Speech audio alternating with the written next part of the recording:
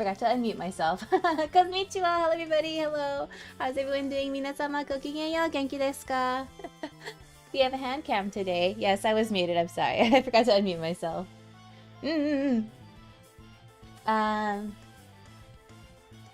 Hope everyone had a lovely day today.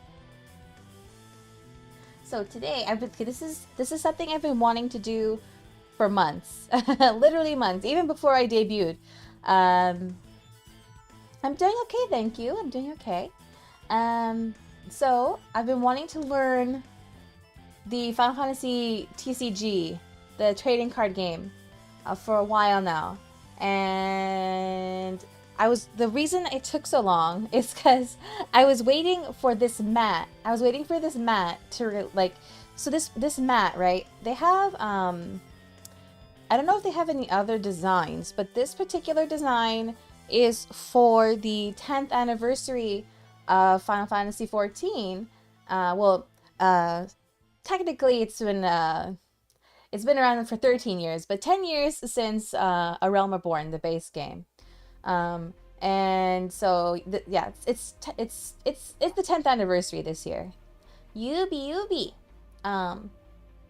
So I got this mat, and also it has here, let me show you. So it's this mat specifically for the TCG because it has boxes for where all the cards are supposed to go. Hold on, I'm making a mess already with these card sleeves. Hold on. So here, let me shift it over. So if I shift it over this way, see, it's okay. Like this, we have our deck here, and we have what's called the break zone here. Yeah, right. There's a lot of people like I don't know why they don't like advertise this more. A lot of people have never heard of this, right? Here on the other side, it's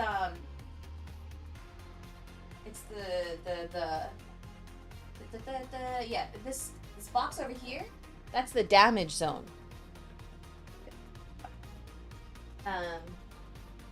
So yeah, and I finally got it the other day. Gotcha. You're here to learn? Great. We're gonna learn together. Hold on. So I wish I had more space here. Yeah, I'm just gonna move these. So I got these. I also got these card sleeves to put the cards in, to protect them, right? So these are they only had like They only had like 2 designs. This is Furion from Final Fantasy II. And I also got Vivi from Final Fantasy IX. But I'm not gonna open that one until I use up all these ones first. So I'm gonna set this aside. And then I have a bunch of card packs that I have a bunch of card packs. Like in the thumbnail, those are like about all the cards card boxes that I've bought over the months / years. Well, one of them I've had for a very long time. I got my first starter set was this. This Final Fantasy X one. It was one of the early ones. I bought this way early, but I never got around to learning the game, unfortunately. And then more recently, I was like, I kind of want to try again, and actually try to learn the game. So I got more cards. It helps that there are Final Fantasy XIV sets. A couple of them I had to go out of my way, no. Well, one set I had to get off eBay because they don't sell it anymore. But the other ones, I got it, from either the Square Enix store or no, I got them all the rest in the Square Enix store. One of them I got I snatched up really quickly. Well, actually, two of them are special sets. They're anniversary sets or commemorative sets.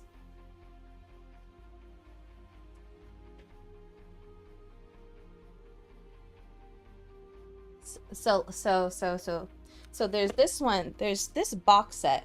This box set. This is like the anniversary collection set for 2022. I got that one a while back. And then I got this Final Fantasy 14 Dawn of Heroes pre-release kit. It was a special thing around, I think they were selling this at around the time of the North America Fan Fest in July. And another thing, they gave special cards. I think there's more than one. They gave some special cards if you bought this mat. So with this mat, they gave like some cards. Like this one's shiny. Look, it's cool. Let me skip this song. It's stressful.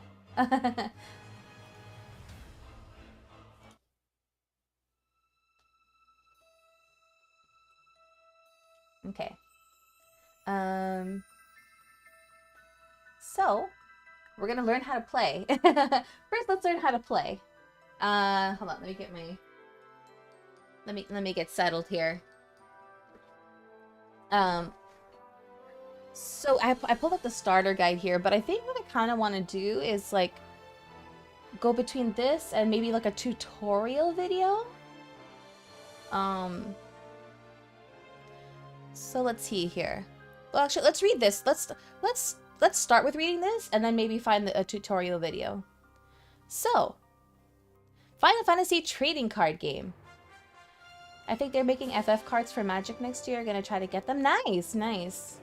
I'm too intimidated to get into Magic, especially because of, it's such a long-running game, and there's so many cards. So every time you start a new Final Fantasy, are you gonna try to open packs related to that game? I would love to do that, but I can't. It really depends on how well this goes. I might, like in the event, I might end up not like enjoying this game, I doubt that'll happen, like worst case scenario, I'm like, this game isn't fun. I wasted all this money on these cards. I'm sure that won't happen, but also, trading card games, it's an expensive hobby, right? It adds up. Like one pack is fine, but like it adds up, But it's not too bad. I like that idea though. Thank you for suggesting that. So let's see. Here we go. What is the fftcg? Please let me know if it's too hard to read. Let me zoom in some more actually. Okay. So, an exciting card game where characters of the Final Fantasy series meet and fight together. I don't want to know how much I spent last year on cards alone. Yeah, right. How to read a card. Okay, so there are 4 types of cards. You can recognize the card's type by the shape, color, and name of the text box on the left side. See N3. N3. N3. Where's N3? N3. What? And what? Oh, number? What? I'm so confused. Oh, is it referring to that? Oh, maybe it's referring to that. Okay. Number 3. Number 3. So like this is a forward card, this is a backup card, this is a monster card. I think that's what it's referring to. Playing is one thing, but collecting and seeing past characters you will or even played. Yeah. So let's see here. Featuring a huge cast of Final Fantasy characters, this card game allows you to bring together heroes and villains in unique dream teams. Build your very own deck of 50 cards with your favorite characters and fight your opponents in epic duels. So your deck is 50 cards. That's like a lot, but not a lot at the same time, right? So, okay, the deck must contain exactly 50 cards. You can only have up to 3 copies of the same card. That's good to know. Let's look back at these these cards. So forward cards. These deal damage to your opponent or protects you by blocking their forwards. Oh, okay. Backup. Provides support from the rear without participating in the battle by producing CP or with their abilities. Ooh, okay. So these are support cards. Monster. Monsters can use various abilities from the turn in which they are played onto the field, including those with arrow in their cost. Oh, I guess we'll find out what that means, huh? Oh, there's also summon cards. There's also summon cards. Okay. Summons are put into the break zone straight after use. We don't know what a break zone is yet. But come with powerful abilities. They can be used at any time and can respond to other abilities and summons. For context, Yu-Gi-Oh asks for 40 to 60, but 40 is recommended, and Magic asks for 60 for normal games and 100 in Commander. Okay, so this is about like average. 50 is about like average. Interesting. That is good to know. Okay, so 1 is their cost and element. The number indicates the cost required to play the card. The element is indicated by the color of the crystal. Right, okay. So this costs 2 and this, I'm assuming it's fire. And this costs 4 and it's earth. This is 2 fire. This is 4 wind. Card name. That's pretty straightforward. We can look at this Alexander card. So the name of the card, if the what icon? Oh, I guess this icon is not present. You can only have 1 card with this name onto your field at the same time. Oh. Okay, so like this. If it's not present, you can only have 1 of those cards. So if it is there, that means you can have more than 1 of this card on the field at the same time. Okay. Cards marked with the EX icon, like this, are able to trigger EX bursts. Okay. Card type. Yeah, card type, job category. Right. For the text, describes the effects of the card. If the text mentions the name of the card, it refers to the card itself. Okay. 5. Card number rarity indicates the serial number and rarity, see lower left, as well as which game the card comes from. Oh, okay. 6 is power. Where's 6? Oh, right here. Only forwards have a power number. Only present in forward cards. Indicates the strength of the forward and how much damage it inflicts in battle. When receiving damage over this value, the card breaks, and it must be put into the break zone. Oh, okay, that's what the break zone is. Damage received only affects the defense. What? Damage received only affects the defense. Example: if a 9,000 forward takes 4,000 damage, its defense goes down to 5,000 until the end of the turn, but its attack remains at 9,000. But then how would you... Then how... Oh? So you just have to remember? You just have to remember how much your defense is if you take damage? Okay. Okay. If the multi-card icon is not present, only one of the cards of the same name... Yeah. This doesn't include your opponent's cards, right? Backups enter the field dull. You cannot have more than 5 backups on the field. Only 1 light or dark character can be on your field at the same time. What does that mean? Light or dark character? So like... Would he be considered dark because the name is dark? Let's see. Types of icons. Indicates the element of the CP. In this case, the red icon indicates a cost of 1 fire CP. Okay. Elementless CP. They can cost the cost can be paid with CP of any element. Okay. This downward arrow indicates that the character must be changed from active to dull. Maybe dull means like passive, I guess. S is special ability. Indicates that a card of the same name must be discarded. Huh. Okay. Rarity. What? Okay, so, oh, okay. This is, okay. Common, rare, hero, legend. Right. There's also S. Oh, those are exclusive to starter sets and premium foil versions of all cards. Oh, that's good to know. I think dull means you can't activate any of its abilities. Okay, yeah. Okay. Right. Attack your opponent with your forwards and deal them 1 point of damage every time they don't block. Repeat this until you have dealt them 7 points of damage to win. What? Then what's with the... Okay. Wait.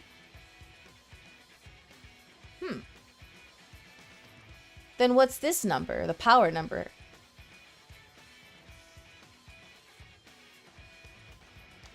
Okay, so when I was reading up on this, like I was wondering, like I was just kind of curious, and I looked up like why this game isn't as popular as it kind of should be, or like why most people don't play this game. It seems like I saw some discussion on it on Reddit, I think it was, and they were like people, like the impression I got from what they were saying is like it has potential to be a very fun game, but it's very complicated, like overcomplicated, and I'm kind of seeing that now. But to be fair, I'm brand new to this game. I'm pretty sure once we get into it, it'll be fine. Or once we get into the swing of things, I'm not afraid of a challenge. And it should. I don't think it should be that bad. It's just like, you know, getting into something for the first time with a lot of rules. Like when you're learning a board game for the first time, right? So deal 7 points of damage to your opponent. Okay, so maybe I'm thinking maybe the power number is separate from like damage. I think. Wait, no, the power is how you break them, right? Oh, wait, maybe that's what it is.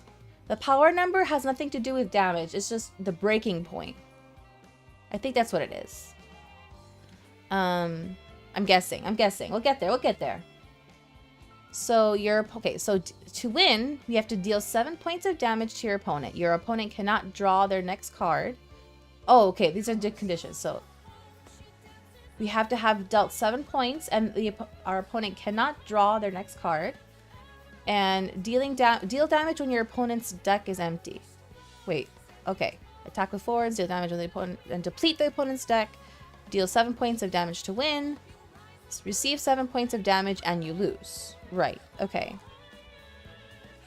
There are 8 different elements in this game. You can recognize them by the card's top left crystal color, as well as the icon in the text window. So, fire, you're right. An element specialized in dealing damage to forwards with strong spells. Fire characters trade protection for firepower, so like the glass cannons. Ice, by dulling your opponent's characters or making them discard their hand, ice excels in wearing down your opponents, okay? Wind, focusing on speed and featuring a lot of cards with a low cost to play, Wind excels in swift and nimble play by bypassing your opponent's block or by wearing down their deck. Interesting, okay. Earth, with a lot of tough forwards specialized in defense, Earth excels in soaking in damage and getting stronger over time. Ooh, okay. Lightning, excelling at taking out forwards and with one-hit moves. Oh, this is starting to get really interesting. Lightning also specializes, like Wind, in quick attacks. Water. Water is used to draw more cards, play around card combinations, or return your opponent's cards to their hand. This element excels in progressively building an advantage over your opponent. So we also have light and dark. Light and dark cards are powerful and can be played using the CP of any element. However, there can only be one character of either affiliation on the field. Light and dark cards don't generate CP when discarded, so be careful not to include too many in your deck. Okay. Okay. I think we read this whole, almost, no, wait, no. There's a lot of this page still left. How to play. Okay, yeah, okay. I think we finished this left side, yeah. So how to play a card. When playing cards, you must pay each card's required crystal points. Right, yeah, that makes sense. Acquiring CP. In order to play cards, you must first acquire CP. There are 2 ways to produce CP. Dull a backup that gives you 1 CP. Okay. When you dull a backup, you gain 1 CP of the same element as the card. In case of multiple elements, choose 1. Okay, so if we dulled this card, we got 1 Earth CP because it's an Earth card. Or we can discard from your hand, which gives us 2. When you discard a card, you gain 2 CP of the same element as this discarded card. Oh, discarded cards go in the break zone also? Okay, maybe the break zone is something different than I thought. Oh, I guess the break zone maybe that's just all discards, I guess. Okay. So when a card is broken, it gets discarded, I'm thinking. Oh, this music is intense. Hold on.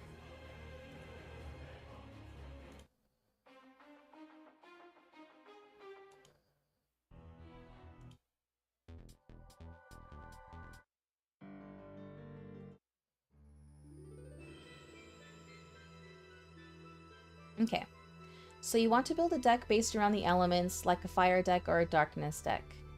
Maybe. I think it's more of like picking and choosing. Like, kind of like, I want to go with this strategy, so you would have like maybe more of like a certain element and then mix and match with the rest, I think, maybe? I don't know. Let's see here.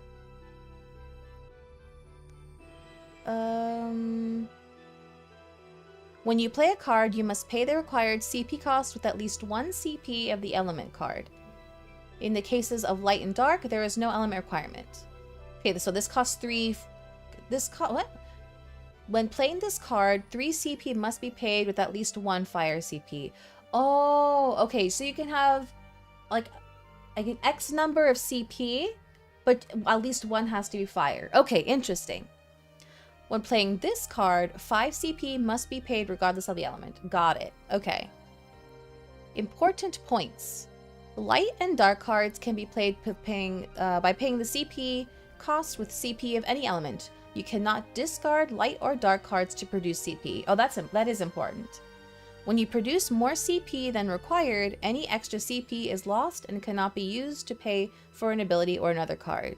So you can't just like sit there and like discard a bunch of cards or dull a bunch of cards to get a bunch of CP to save for later. You have to you essentially have to use it right then and there. Okay. So then what is up here? Abilities. There are 4 types of character abilities that will help you get closer to victory. Action abilities. Syntax, costs, effects. Oh, okay, that's how it's written. The ability can be used by paying the cost. Forwards and backups abilities that include an arrow pointing down in their cost cannot be used until their controller's next turn. Wait, hold on, I'm distracted by hydration time. Hydration light. Hydration light is going off.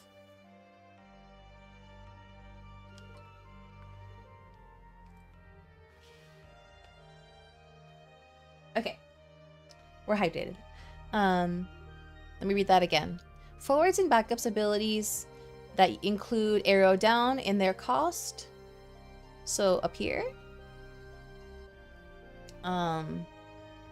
Cannot be used until their controller's next turn unless if the card with the ability has haste. Okay. Oh, so over here, right here. Oh, okay. So it's kind of like you're charging for the next turn, essentially. There's water in rum and coke. I guess, yeah.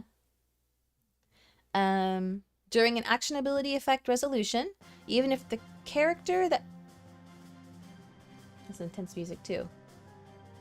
Actually, not... Yeah, let's change.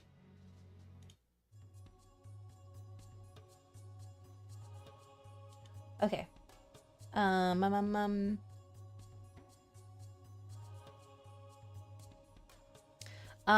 This is not talking about CP. This is talking about using the ability. So, like, any ability that has the arrow pointing down, it doesn't go into effect until the next turn. But wait, hold on. Wait. The ability can be used by paying the... Right, yes. So you're paying the cost now, but the ability doesn't go into effect until the next turn. I think is what it says.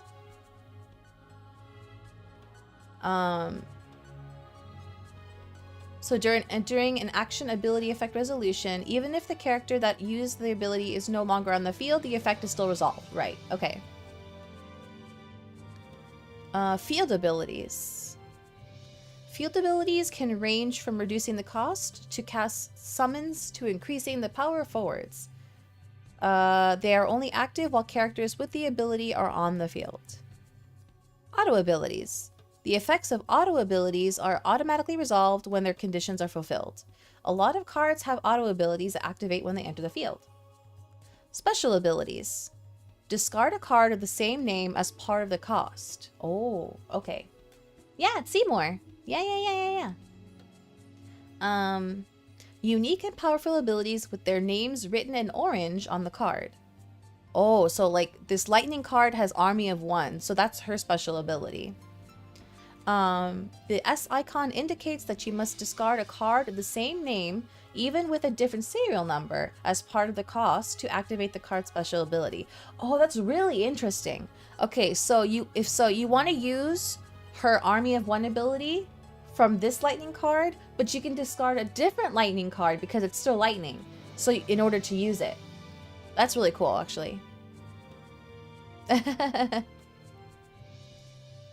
Okay. Special traits. Haste. Forwards with the haste trait can attack or use abilities including arrow down as part of next turn. I guess that's the next turn icon. Forwards with the haste trait can attack or use abilities including next turn as part of the cost on the same turn as they enter the field. So characters from each Final Fantasy has a card. Yeah, that's one of the reasons why I was interested in playing this game, because like there's cards for like every character. At least, well, like there's multiple cards of every character, it seems now. Okay, so Brave. Forwards with the Brave trait don't dull when attacking. Oh, okay.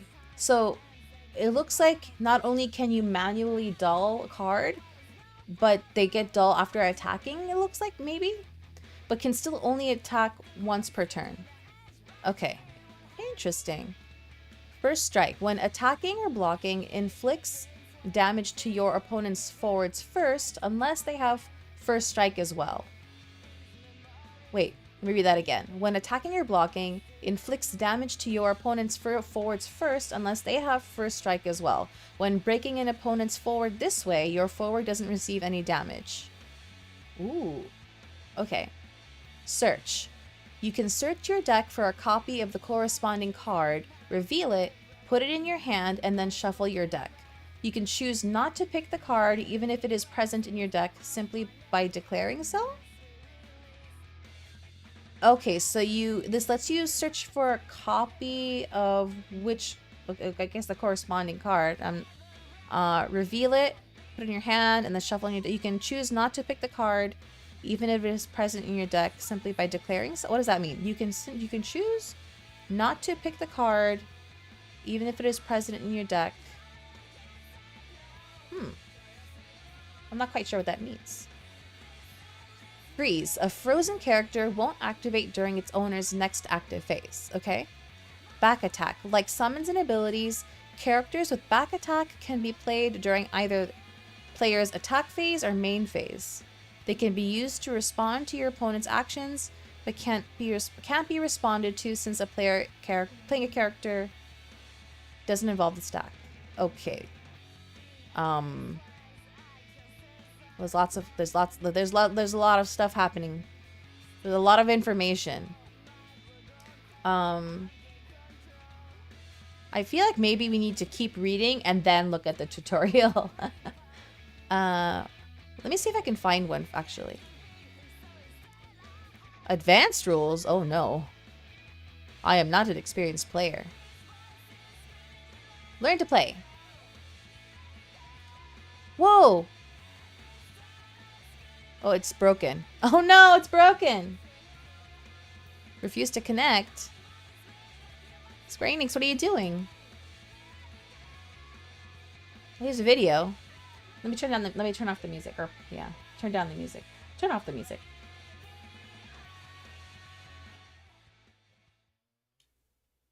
Okay.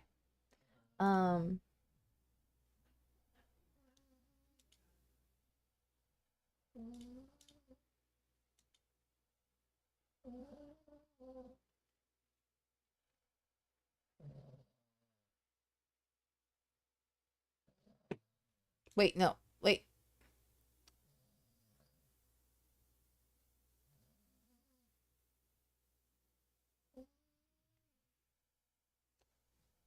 Wait, I forgot to add the audio. Hold on. It was playing audio. I think for search, there might be a card effect that procs if they are revealed or go back into the deck for any reason. Yeah, I think something like that, huh? Enjoy your lick. So you can choose to have it in your hand or back into the deck. Yeah, that sounds right. Okay. Let's open this on YouTube.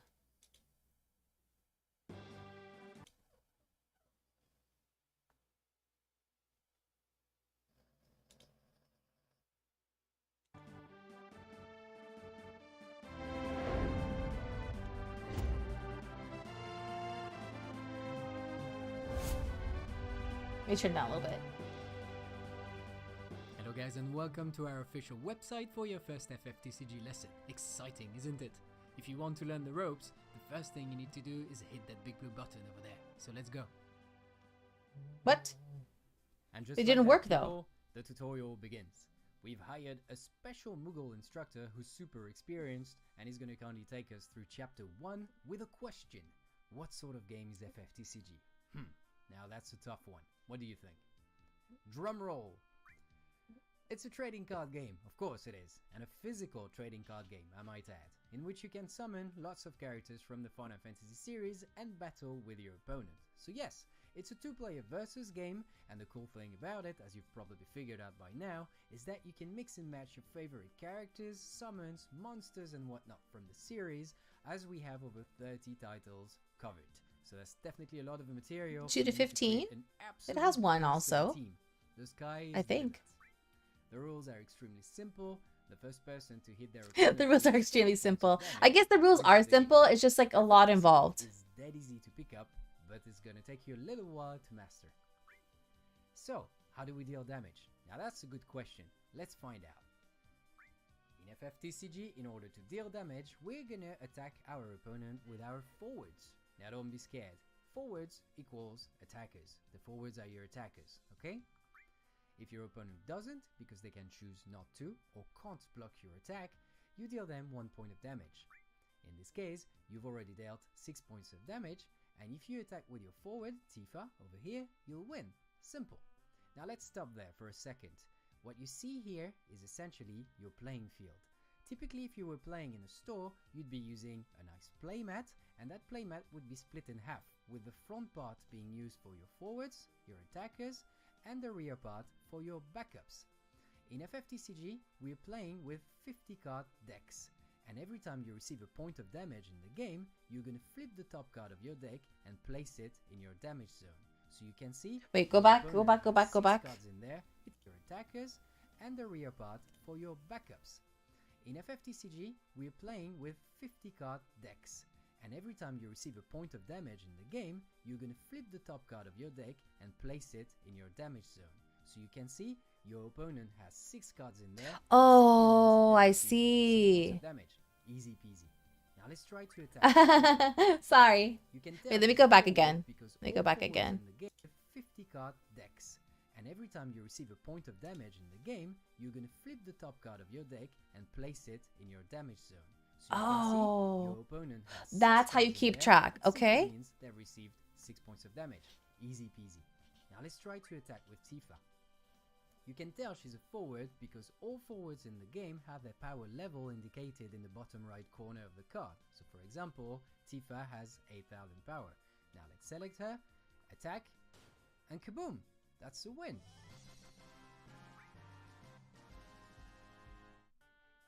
Now, we need to find out what different types of cards there are and how to play them, right? This would be chapter 2, but I don't like doing things in order. I want to give you a sneak peek of some exciting stuff. So let's go to the chapter list. This is everything the tutorial has to offer, and we're gonna jump straight ahead to 6.1. Can't hear? Oh. I thought it was too loud, like, so I turned it down. I hope you're ready because things are about to get real. This is chapter 6.1, and we've been tasked with winning in one turn using Brynhildir to defeat our opponent. Now I'm essentially your Guess I'll start it over then.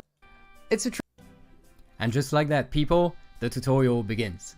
We've hired a special Moogle instructor who's super experienced, and he's gonna kindly take us through chapter 1 with a question. What sort of game is FFTCG? Now that's a tough one. What do you think? Drum roll!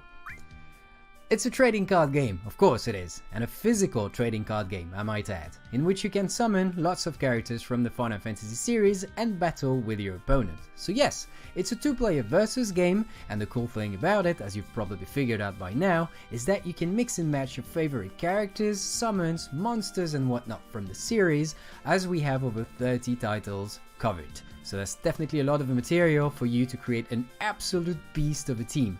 The sky is the limit. The rules are extremely simple. The first person to hit their opponent with 7 points of damage wins the game. FFTCG is dead easy to pick up, but it's gonna take you a little while to master.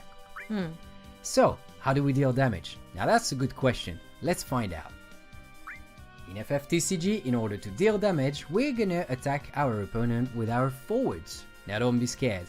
Forwards equals attackers. The forwards are your attackers, okay? If your opponent doesn't, because they can choose not to or can't block your attack, you deal them 1 point of damage. In this case, you've already dealt 6 points of damage, and if you attack with your forward, Tifa, over here, you'll win. Simple. Now let's stop there for a second. What you see here is essentially your playing field.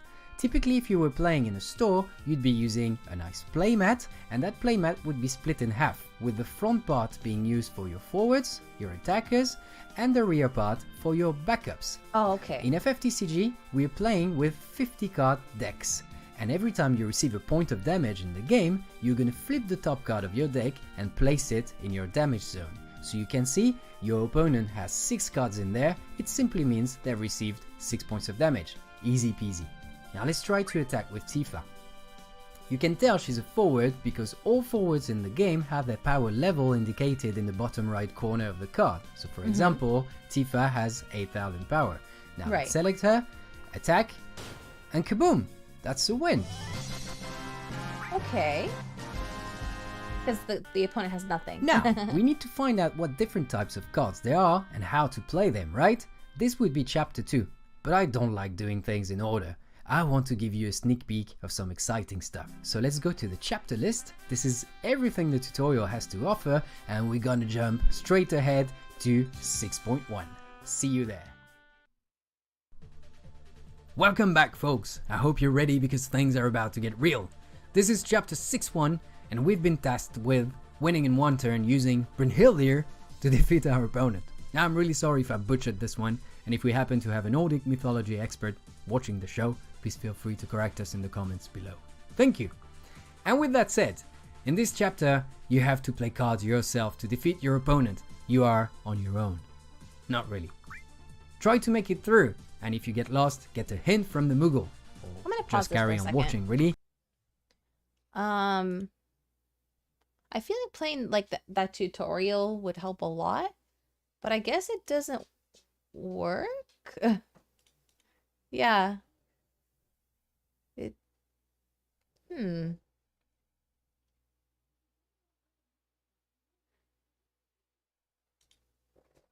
FFTCG, oopsies.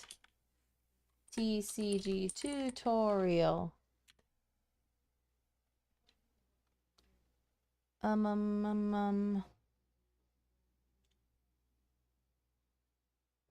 might be a... Oh! Oh! I found one that works. Okay. What sort of game is FFTCG? I don't. Let's just like that. Oh! FFTCG is a trading card game. We're basically doing the same thing that video is doing, in which you can summon lots of characters from the Final Fantasy series and battle with your opponent. The rules are really simple. The first person to hit their opponent with 7 points of damage wins. Can I? Oh darn! I can't lower the volume. It's just on or off. So, how do you deal damage, Kupo? You attack your opponent with your forwards, Kupo. If your opponent doesn't or can't block your attack, you do them 1 point of damage, Kupo. In this case, you've already done 6 points of damage, Kupo. So if you attack with your forward Tifa, you'll win, Kupo. Audio is fine? Okay, great. Click on Tifa to attack, Kupo. Attack. I'm attacking. Oh, I should press the attack button. Dun, dun, dun, dun, dun. Well done, Kupo. There are lots of other ways to win, but attacking with a forward to deal damage is the basic of FFTCG, Kupo. I'll explain a little more in detail in the next chapter, Kupo.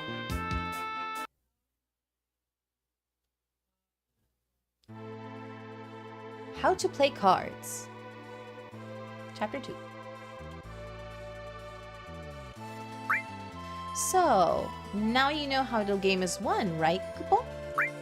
Next, I'll teach you how cards are played, Kupo. In FFTCG, you have to pay the cost of any card you play, Kupo. The number on the upper left-hand side of the card represents its cost, Kupo. Cost is paid with crystal points, or CP, Kupo. There are 2 ways to generate I said that weird. There are 2 ways to generate CP, Kupo. One way is to discard a card from your hand, Kupo. From your hand. Okay. Not the deck, but your hand. By discarding 1 card in your hand, you generate 2 points of CP in the element of that card, Kupo. This Squire card costs 2. So if you discard 1 card from your hand, you can play her onto the field, Kupo. One other way involves using backups, Kupo. Hey, it's Inga's Evoker! Backups are put onto the field in the same way as a forward, Kupo. However, unlike forwards, they can't attack your opponent, Kupo. Instead, you can gain 1 point of CP in their element by dulling them, Kupo. Dulling means that you turn your card sideways, Kupo. Okay. Cards turned vertically are called active, and cards turned sideways are called dulled, Kupo. Backups are different than forwards in that they enter the field dulled, so you can't use them for CP on the turn that they were played, Kupo. You can't use them for CP on the turn they were played. They enter dulled. Okay. So they enter the field, and... well, as they enter the field, aka played. So we have to activate them before dulling them if we want to use them to get CP, if my understanding is correct.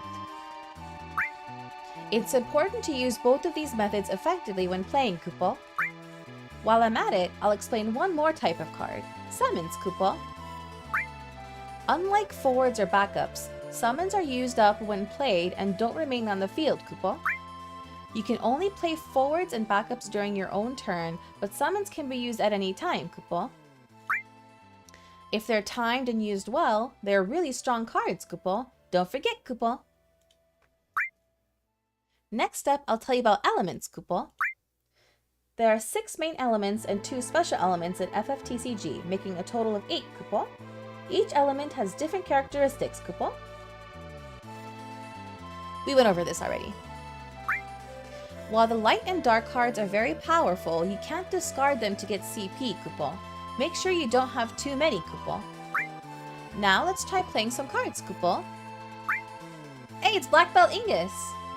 In order to play a card, you need at least 1 CP of the same element, Kupo.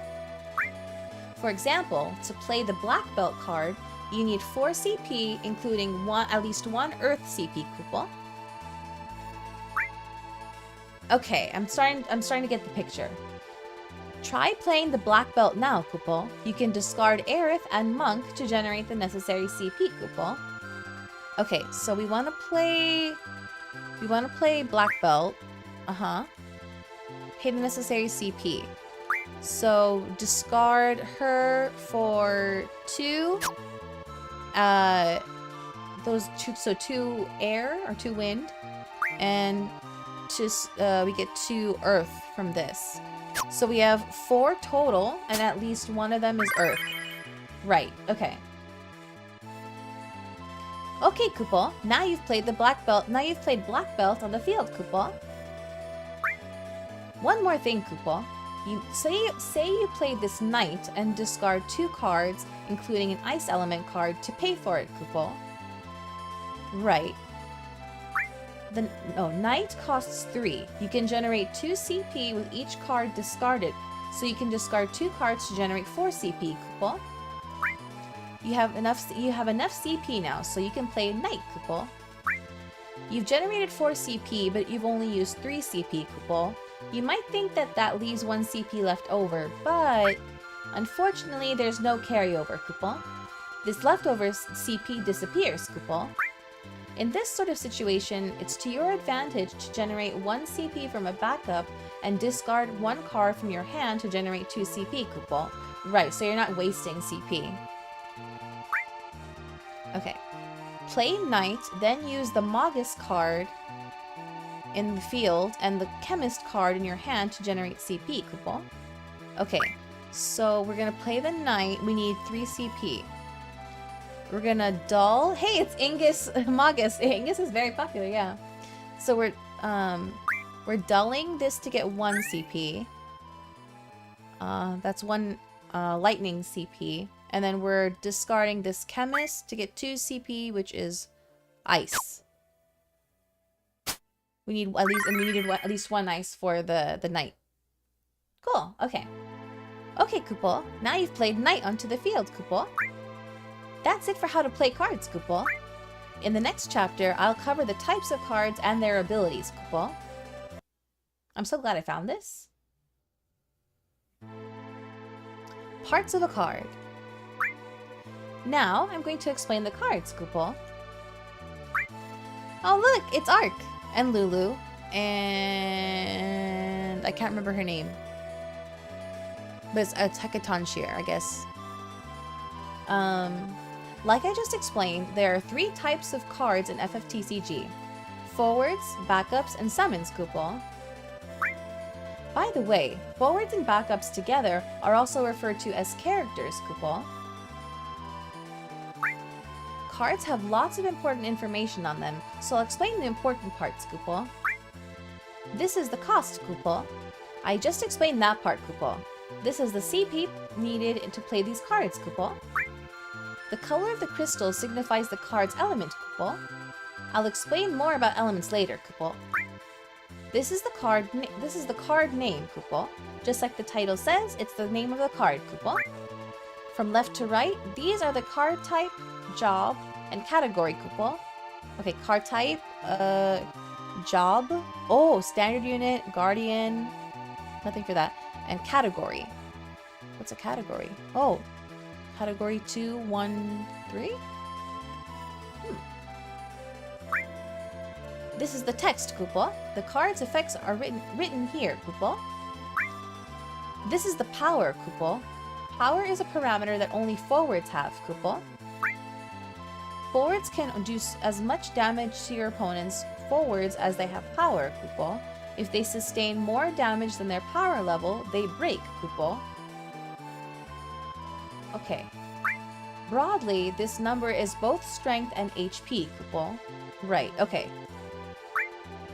That's it for how to read cards, Kupo. Oh. Chapter 4-1. Getting started. Next, I'll explain how to get started, Kupo. Finally. First, I want you to get a deck ready, Kupo. A deck is made up of exactly 50 cards, Kupo. 49 card or 51 card decks aren't allowed, Kupo. Time to hydrate.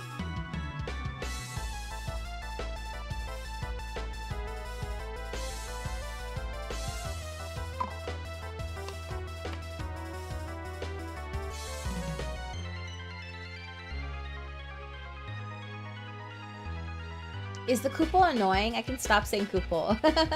They actually, it's actually a little much.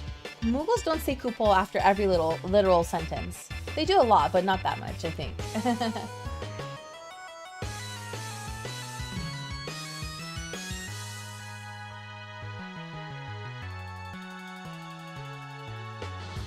Oh, okay. All right. I recommend starting out with a starter set, Kupo. It's put together, so it's easy to understand, Kupo. One thing you need to be aware of when making a deck is that you can't include more than 3 of the same card, Kupo. This only applies to cards that are completely the same, Kupo. Even if they have the same name, if the contents are different, they're different cards, Kupo. For example, both of these are Cloud, but they're considered different cards, Kupo. You can have 3 of each of them in your deck, Kupo. 3 of each. Okay. But fftcg also has a rule that you can't play more than 1 of the same name on the field at the same time, Kupo. Okay. Oh, okay. So, if there is a Cloud already on the field, you can't play any other cards named Cloud, Kupo. Be careful, Kupo. However, with cards that have the standard unit icon on the upper right side... Oh, that's a standard unit icon? Okay. I thought it was multiple card unit, or no multiple card icon. You can play as many on the field as you like, Kupo. Okay. Okay, that's what that means. Alright. Next, I'll explain the field, Kupo. The field is where you play forwards and backups. Forwards go to the front, toward the front, and backups go towards the back. So it's easy to remember, Kupo. There's no limit on how many forwards you can play, but you can only play 5 backups, Kupo. Oh, interesting. Okay. This is the damage zone, Kupo. My damage zone on my mouse on my left side. Every time you take a point of damage, take a card from the top of your deck and place it here right side up, Kupo. That's interesting. So you're using cards from your deck as point markers, essentially, which means you're kind of being punished for taking damage because you won't be able to use that card, which is kind of interesting. As soon as there are 7 cards here, you lose, Kupo. If it's only 6 cards, you're still okay, Kupo. This is where your deck goes, Kupo. Do I have a deck? I have a deck box. Okay, on my mat. As long as it's along the edge of the field somewhere, pretty much anywhere is okay. But put it where it's easiest for you, Kupo. By the way, if you have no more cards to draw from your deck, you lose, Kupo. Even if you have 0 points of damage, Kupo. This is the break zone, Kupo. Cards go here once they've been used, Kupo. Okay, I see. Yeah, that's like the discard pile. Yeah, that's what it was.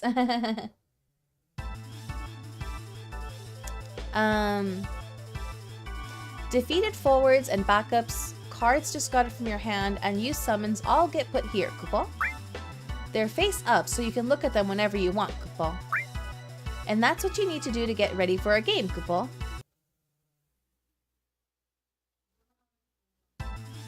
Chapter 4-2, Taking Your Turn. Now then, it's finally time to explain how the game is played, Kupo. First, you decide who plays first and who plays second, Kupo. Oh, you decide. Interesting. I guess, well, I assume people just kind of like flip a coin when they can't decide.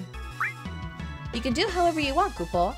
Rock, paper, scissors, or a dice roll are often used, Kupo. Right, yeah. Now, the first player starts, Kupo. Oh, here we go. Your hand is here, Kupo. You start out with 5 cards, Kupo. Okay, that's what I was curious about. So your hand is 5 cards. Okay. If you don't like your hand, you can exchange your hand once, Kupo. Oh, okay. So does that mean you have to replace all 5 of the cards? Or you can like keep some and discard others? How does that work? If you choose to do that, put all 5 cards you've drawn on the bottom of your deck and draw another 5 from the top, Kupo. Okay, that answered my question. So if you choose to redraw, you have to redraw the whole hand. You've drawn a pretty good hand this time, so let's go with it, Kupo. Looks like your opponent is okay too, Kupo. Let's start the game, Kupo. Okay. Oh, that's a lot of phases. Active phase, draw phase, main phase, attack phase, main phase, end phase, opponent's turn. Wow. That's actually, okay. Each turn in FFTCG has this many steps, Kupo. Both players repeat these steps, Kupo. I'll explain them in order, Kupo. Your turn. First step is the active phase, Kupo. I'm gonna need this phase chart with me for a while until I remember them. In Magic the Gathering, resetting your hand is called mulligan. Oh. Okay. During the active phase, all cards that have been dulled are returned to an active state, Kupo. Oh. Interesting. So they can't stay dull. They go back to active. So, the first thing that happens is that the cards which were used previously become usable again, Kupo. Oh, okay. Right now, you don't have a single card in your field, so you need to put something down, Kupo. Next up is the draw phase, Kupo. During the draw phase, you can draw 2 cards, Kupo. Okay, so your starting hand is 5, and then you can draw 2 more in the draw phase. Okay. Yeah. Huh? Only 1 card has been drawn, Kupo. Wait, yeah. That's right, Kupo. Oh, for the first turn only, the first player can only draw 1 card, Kupo. Interesting rule. It does balance it, actually. Because they have the advantage of going first, they get 1 less card. Interesting. For the first turn only. Once you've drawn your cards, it's time for the main phase, Kupo. There's a lot you can do during the main phase. It's very important, Kupo. I'll tell you each of the things you can do one at a time, Kupo. First of all, you can play a character card, Kupo. Like I explained earlier, a character card means a forward or a backup, Kupo. You have to discard a card from your hand or dull a backup to pay the CP cost for the card you want to play, Kupo. You don't have any backups right now, Kupo. So, discard a card for some CP and play the red mage, Kupo. The card you should discard... Kupo. For now, how about red 13, Kupo?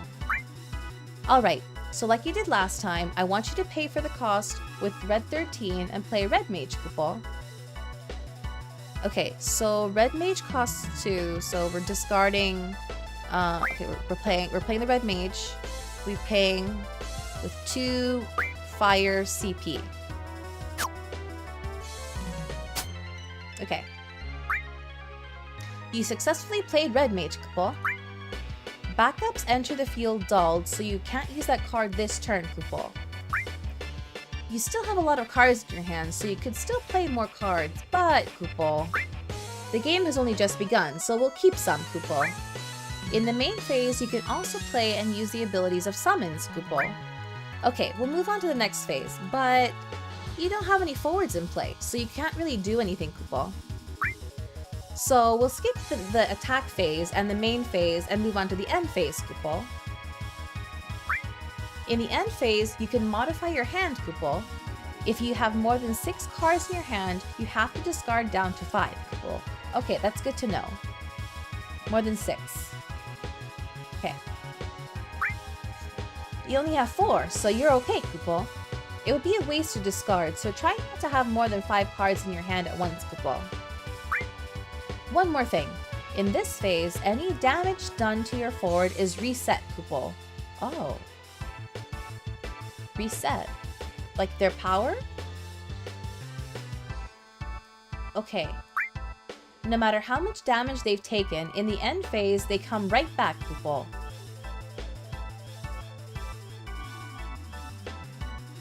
Okay. But you don't have any forwards right now, so nothing happens, Kupol. Your turn ends here, Kupol. Okay, opponent's turn. Now it's your opponent's turn, Kupol. Your opponent plays through the same way, Kupol. Okay. They have a backup. They have 2 backups. Hey, look. They've played 2 backups, Kupol. We can't let our guard down, Kupol. It's your turn again, Kupol. Firstly, in the active phase, the red mage card you played last turn becomes active, Kupol. Now you can use red mage on this turn, Kupol. Now time for the draw phase, Kupol. Okay. Since your last turn was the very first, you could only draw 1 card, but from the second turn onward, you can draw 2, Kupol. So, since you have red mage in the field, you can generate 1 CP, Kupol. If you use Evoker in your hand and red mage, you can generate 3 CP and play Ward, Kupol. Oh. There's Ward. We want to play Ward. We're gonna discard... Okay, we're gonna dull the red mage and discard Evoker. They're all fire. You've successfully played Ward, Kupol. Although Ward usually has only 5,000 power, when attacking, he has 8,000, so he's a very useful forward, Kupol. Okay, let's keep playing characters, Kupol. I guess that's its ability. Kupol. We could play Tifa. Think about the next turn. Let's play Black Mage, Kupol. Also, we don't have a way to use Ifrit. Discard him to play Black Mage, Kupol. Okay, so we want to play Black Mage, which costs 2 CP, at least 1 needs to be fire. So we're discarding the Ifrit one to get 2 fire. Now in the next turn, you can play Tifa from your hand with the 2 backups you have on the field, Kupol. Wait, why do I need to do that? What? Because I can discard Cloud and then dull these 2 to get 4? Because she costs 4. Looking at the long term, it's best to play a good balance of backups and forwards, Kupol. Next up is the attack phase. And like I just explained, forwards can't attack in the same turn that they were played, Kupol. That means there's nothing more you can do this turn, so let's end it here, Kupol. Okay, opponent's turn. Your opponent has put out a forward, Kupol. It's Barrett with a power level of 7,000, Kupol. He's a pretty tough forward, Kupol. Your opponent's turn is done, Kupol. It's your turn now, Kupol. Okay, I drew 2. It's the main phase, Kupol. Just like in the previous turns, you can do a lot of things in this phase, but this time we're not going to do anything and let the main phase end, Kupol. Now onto the attack phase, Kupol. Well, actually, this has gotten pretty long, so I'll teach you about the attack phase in the next chapter, Kupol. Oh, okay. Oh, hold on. I think one of the dogs wants to leave. Let me open the door.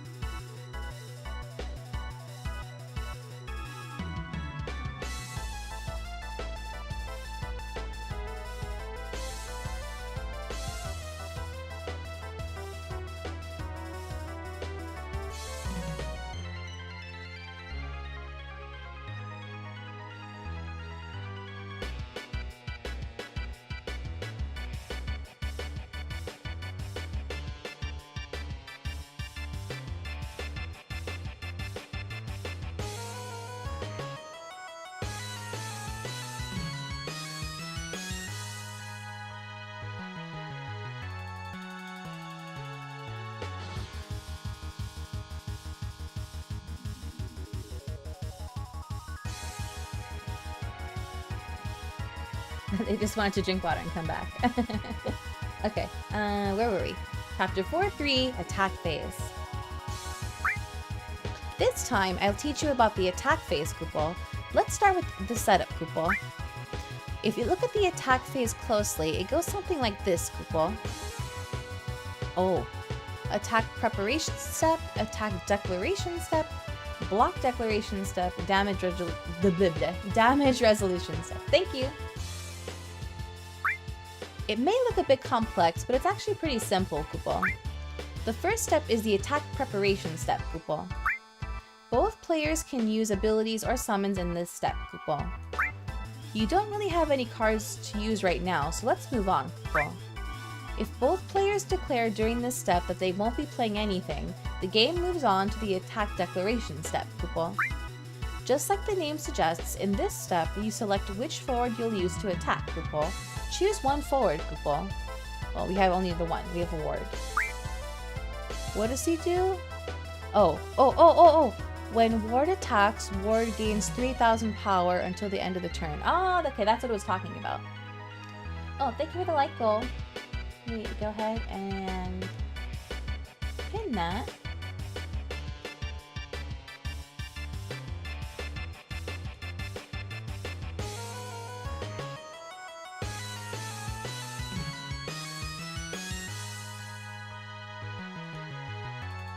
There we go, thank you. Okay, attack. There it is, plus 3,000. Once you've chosen, you have to dull that forward, Kupo. Now the attack has been set up, Kupo. Once the attack has been set up, just like in the attack preparation step, both players can use abilities or summons, Kupo. Okay. And once again as before, if both players declare that they won't use anything, that turn moves on to the block declaration step, Kupo. During the block declaration step, the blocking player can choose one forward to block the attack, Kupo. But the blocking forward has to be active, Kupo. They can't block if they're dulled, Kupo. Okay. Additionally, just because you have a forward that can block, you don't have to, Kupo. For example, in this situation, Ward has 8,000 power with his ability, Kupo. The opponent's Barrett only has 7,000 power, Kupo. If these two forwards go head to head,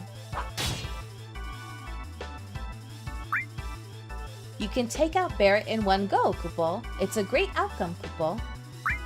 So, if the opponent has no forwards that are stronger than your attacking forward, your attack usually can't be blocked, Kupo. But if you let your guard down... Oh, Golem. What? X-Burst. Choose one forward. It gains plus 2,000 power until the end of the turn. If it is blocking, it gains plus 4,000 power until the end of the turn instead. Oh.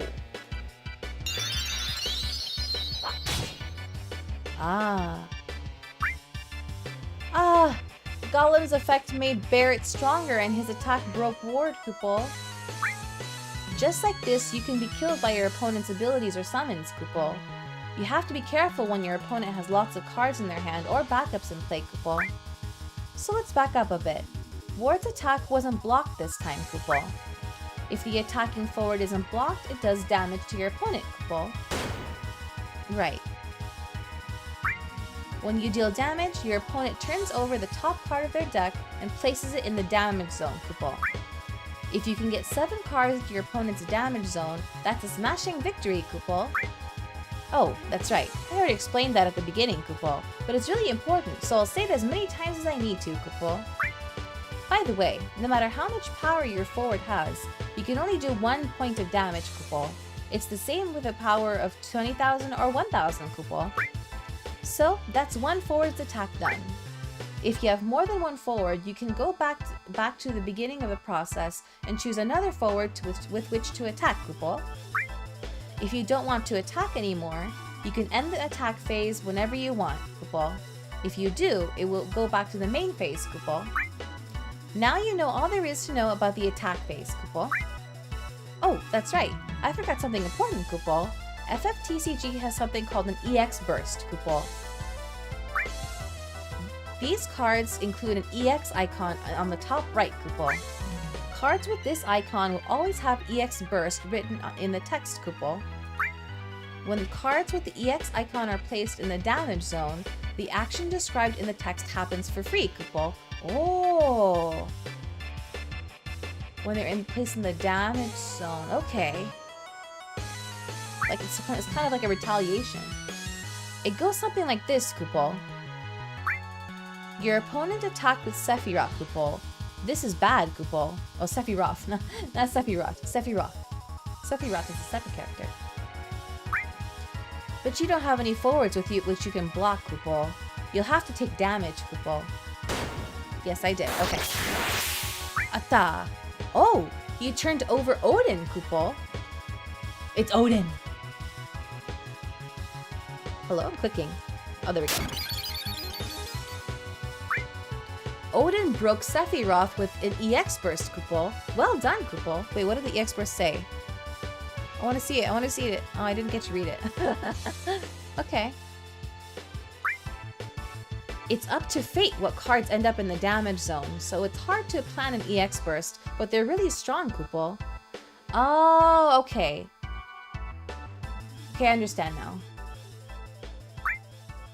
Plus, you don't have to pay the cost, Kupo. To further explain, when an EX burst happens, neither of you can do anything until it resolves, Kupo.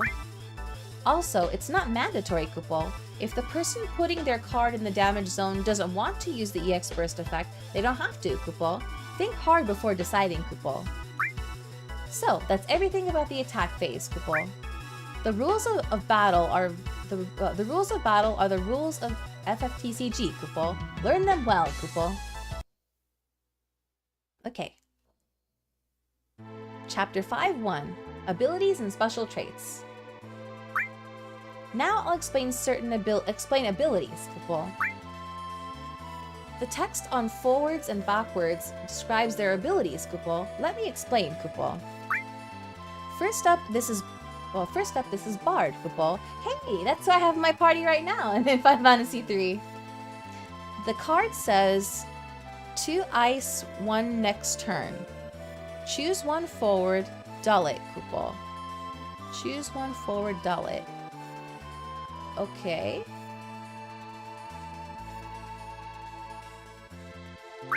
The ability's effect is everything that comes after the colon. While everything before it... Wait. While everything before that comes... Ice, ice, next turn, Kupo. Okay.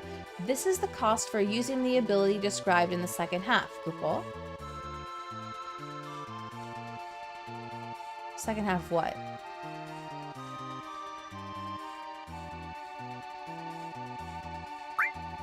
Okay. With this card, you have to use 2 Ice CP and Dull Bard, Kupo. Oh, that's Dull icon. Oh. Okay. Okay. Okay. By the way, if this card is dulled, that means it can't be used again until your next turn, Kupo. Be careful, Kupo. A lot of rules are similar to Magic the Gathering. Interesting. Abilities written with the format cost effect are called action abilities, Kupo. You can use action abilities whenever you want, Kupo. Use them well, Kupo. Now let's look at Lulu, Kupo. This card says, the lightning forwards you control gain 1000 power, Kupo. Ooh. This effect only happens as long as Lulu is on the field, Kupo. When she's gone, it disappears, Kupo. This type of ability is called a field ability, Kupo. Next up is Onion Knight, Kupo. Hey, it's Onion Knight. When Onion Knight enters the field, choose 1 backup you control. Activate it is his ability, Kupo. When Onion Knight enters the field is the condition that must be met for the effect activate 1 backup to happen, Kupo. Abilities with the format when X happens do Y, whenever X happens do Y are called auto abilities, Kupo. Lastly, let's look take a look at this Tifa, Kupo. The card says Water Kick S Fire. Choose one forward, dull it, and deal 6,000 damage, kupo. The format used for this means that it works like an action ability, kupo. However, there's one difference, kupo. That's the S icon included in the cost area, kupo. To use an ability with an S, you have to discard a card with the same name, kupo. Abilities with an S icon are called special abilities, kupo.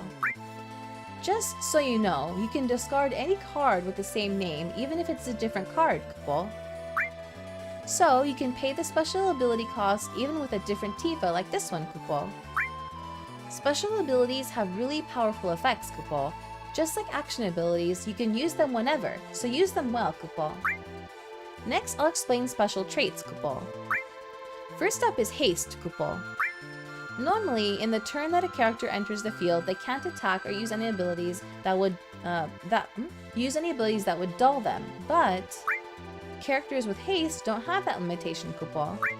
You can make a sudden assault against an opponent who's let their guard down, kupo. Next up is brave, kupo. When forwards attack, they have to be dulled, kupo. Dulled forwards can't block attacks from your opponent's forwards, kupo. That leaves you open, kupo. However, forwards with brave don't have to be dulled, kupo. They're both offense and defense, kupo. Next we have first strike, kupo. When two forwards go to battle, each forward takes as much damage as their opponent has power, kupo. If one forward has more power than the other forward, they defeat the weaker opponent, kupo. If they have the same level, it's a tie, kupo. However, a forward that has first strike can do battle damage to their opponent first, kupo. So, even if the forward you attack has the same power level, if you have first strike, you can take them out, kupo. If the other forward's power level is equal to or less than yours, no damage is done, kupo. Wait. If the other forward's power is equal or less than yours, no damage is done, kupo. To you? Okay, I think it means to you. Next up is search, kupo. In Magic the Gathering, Brave is called Vigilance. Oh! Search allows you to search your deck for a specific card or card type and add it to your hand, kupo. Sometimes the card category is specified like with brother, and sometimes the card name is specified. There are lots of variations, kupo. Oh, and when you search, you have to show the card to your opponent, kupo. Make sure they check it, kupo. Last is freeze, kupo. Characters that have been frozen don't become active on your next turn, kupo. In other words, you can make them skip a turn, kupo. But if they enter the active phase already active, this card won't do anything, kupo. Be careful, kupo. I'm not quite sure I understand. That's everything about special traits, kupo. Use them well, kupo.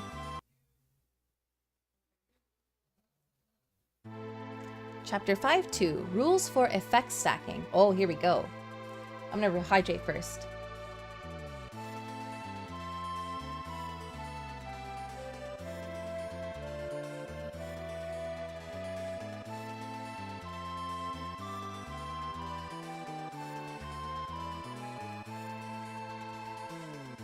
I'd imagine a freeze deck would be annoying AF, yeah. Up until this point, I've told you that action abilities, special abilities, and summons can be used at any time, kupo. Strictly speaking, they can be used only during the main phase and the attack phase, kupo. Ah, okay. That being said, the only other phases include making cards active or drawing, so it's pretty much any time, kupo. By the way, if I say any time and both players play their cards willy-nilly, things can get pretty confusing, kupo. So, in the order in which they can be used are fixed, kupo. Summons and abilities must first be used by the player whose turn it is, kupo. Yeah, that makes sense. It goes like this, kupo. The player whose turn it is, as much as they want, do nothing. Okay, wait. They do nothing. The player whose turn it is players whose turn it isn't plays in response. If they do nothing, goes back to them. as much as they want. If both players decide not to act next... Okay, yeah. If that's... it was funnily... it was worded funny, but it made sense. If the player whose turn it is decides not to play anything, the right to make a play goes to another player. Oh, the other player, couple. If both players choose not to play, that phase ends and it goes to the next phase, couple. Now I'll explain about a set of special fftcg rules. Effect stacking, couple. Say that the situation was as follows, couple. Okay. Here we have a Dark Knight with 3000 power, couple. In this situation, your opponent uses Ifrit against your Dark Knight, couple. Okay. If things go on this way, your Dark Knight is done for, couple. But if you use effect stacking here just right, you can save your Dark Knight, couple. Even using abilities other than field abilities or summons, the effects won't go into effect immediately and will start to stack, couple. Wait. Oh, thank you for stopping by. Have a good night. Sleep well. Let's see. Even using abilities other than field abilities or summons, the effects won't go into effect immediately and will start to stack. Okay. If effects go into a stack, as soon as both players decide not to play anything more, the effects start to resolve, couple. In other words, when an effect is in a stack, you can do something about it before the effect resolves, couple. Okay. If you step in and use the action ability of Monk, won't Ifrit resolve first and destroy Dark Knight, couple? I reached the like goal? Oh, thank you. Thank you so much. Whoa, my cursor. That was crazy. Oh, you don't see it. it's my cursor when I move it over off the screen, it just like goes crazy. Oh, interesting. You guys can't see it. Okay, anyway. Let me go ahead and clear that pin. Thank you so much, everybody. Thank you. Okay. If you step in and use the action ability of the Monk, won't Ifrit resolve first and destroy Dark Knight, couple? Nope, it doesn't work like that, couple. Let's try it out, couple. Oh, thank you for the new like goal. Let me go ahead and pin that one instead.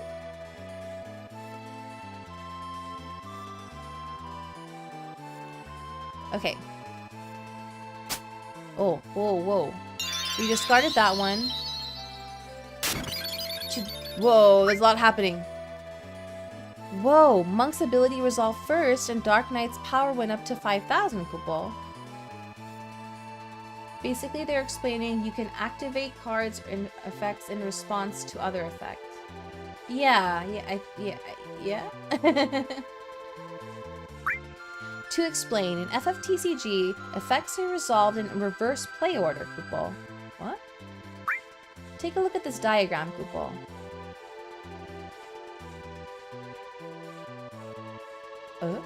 Okay, resolution order, play order. Ifrit was played first and then Monk. For the resolution order, Monk is resolved first and then Ifrit. Ifrit was played first, but the first card to be resolved is Monk, who was added later, couple. So, if Monk steps in to use his ability on Dark Knight against Ifrit, Dark Knight can survive, couple. Yeah, that diagram wasn't very well designed. Now let's see what happens if we do it the other way around, couple. Wait, why does Monk... I wish it showed what the Monk did. Oh. Dark Knight was taken down, couple. Reminds me of Chains in Yu-Gi-Oh! Because the recent card activated is treated as a primary. Oh. Uh-oh, wait, my... Uh-oh, hold on.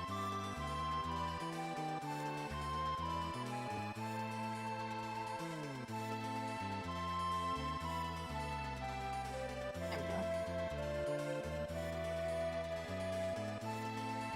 Dark Knight was taken down, couple. This is how playing abilities and summons later on is beneficial in FFTCG. Oh, wait. So the monk's ability was activated in the previous turn, so it's resolving now? Is that what happened? A better way to explain it is like climbing a ladder. As you go up one step at a time, you have to then go down in reverse order. Oh, that's what I mean by stacking. Oh, okay. I'll try to clear things up, Kupo. I think maybe this is a better diagram, hopefully. Okay, so your opponent summons Ifrit, deals 4,000 damage to a forward on your 4,000 power forward in order to break it. In response, you activate... Oh, so you see it coming, so you play the monk ahead of time. In response, you activate the action ability of your monk, designated forward, gains 2,000 power until the end of turn. Right. Both players decide not to play other abilities or summons. The stack is resolved starting from the latest effect played, the monk's action ability. As the monk's ability gives the 4,000 forward plus 2,000 power first, it becomes 6,000, and Ifrit is no longer powerful enough to break it. Aha! Okay. Wait.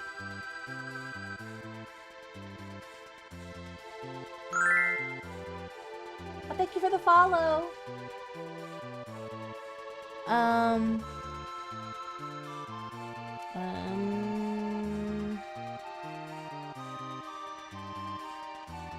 Am I understanding that correctly?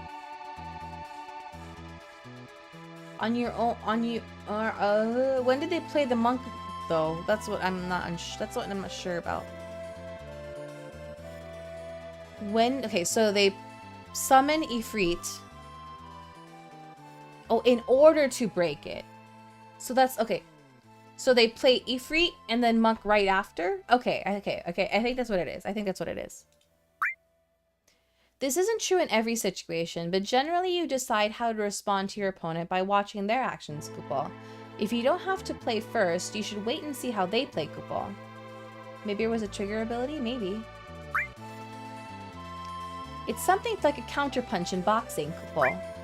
The rules regarding effect stacking may seem difficult, but it's a very important technique for FFTCG, so you should get comfortable with it, Kupal. Lastly, I'll explain about actions that can and can't be stacked on, Kupal. Can be interrupted. Summon, action ability, special ability, auto ability. Cannot be interrupted. EX burst, field ability, playing a character. Okay. EX bursts are similar to summons and abilities, but are resolved immediately, and so you can't stack them. Kupal. That's their strength, Kupal. You can't stack on character cards that have been played onto the field either, but you can stack on said cards' auto abilities, Kupal. You can't stack character cards, but you can't stack said cards' auto abilities. Okay, yeah. That's it for effect stacking, Kupal. Play the game and you'll get used to it quickly, Kupal. I know you can do it, Kupal. Okay. Chapter 5-3 Party Attacks. Party?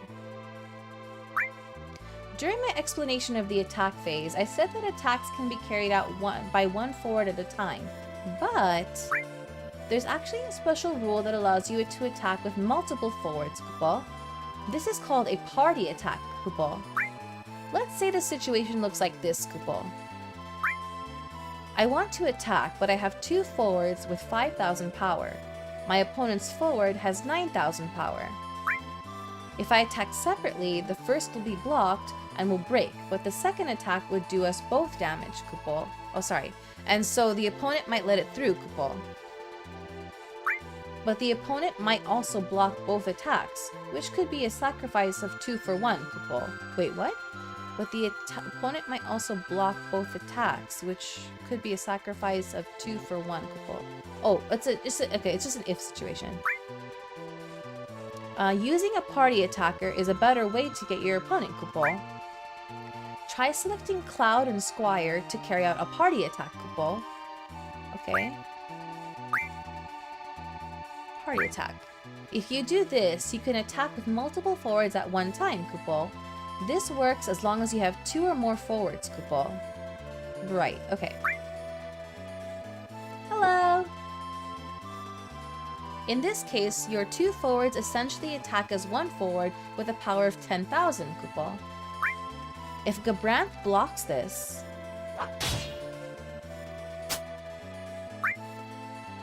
So, this is how you can use a forward with 5,000 power to inflict mutual damage on a forward with 9,000 power, Kupal.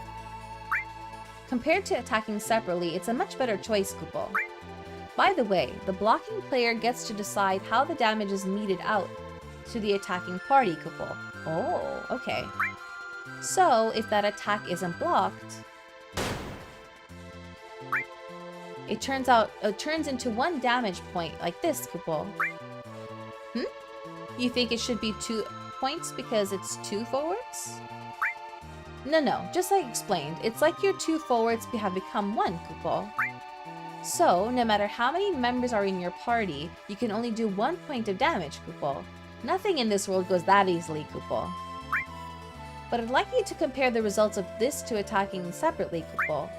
Your opponent... Oh, there's a typo there. Your opponent receives the same 1 point of damage, but with a party attack, both of your forwards survive, Kupal. Hello!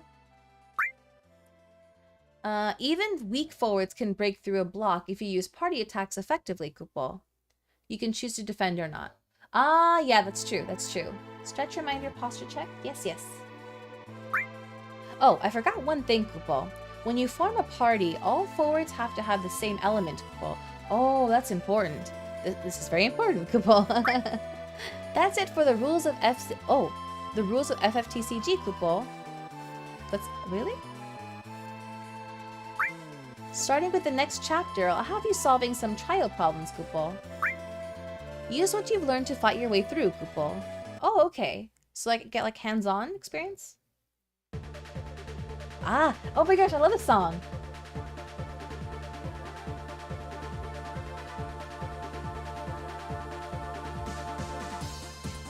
Chapter 6-1. Win in 1 turn. Beginner level. Use Brunhilde to defeat your opponent.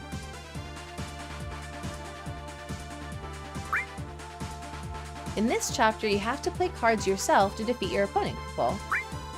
Try to make it through. If you get lost, get a hint from the Moogle, Kupal. Oh, we're doing it! Okay, so we have Squire. We have Square forward. And 3 Evoker backups. Believe in the Heart of the Cards? Wrong series, yeah. And then in my hand, I have Brunhilde. Okay. And they have... What do they have? They have Vincent. Okay, so they're... Vincent has 7,000. Squire has 5,000. We want to use... We need 2 CP to be able to use her attack, but she doesn't have enough power. But what does Brunhilde do? Deals 7,000 damage. Oh. Okay. Okay, so, and... Okay, and Brunhilde costs 3. So we need to dull all 3 of these. No? What do I do? What? Oh, I do... Okay, play first. Right, okay. Dull this, this, and this. Choose one of your opponent's forwards. That one. Yeah! Now what?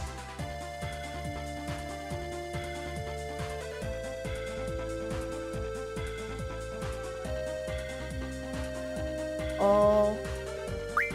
Attack? Wait, where did the CP come from, though? Look upward.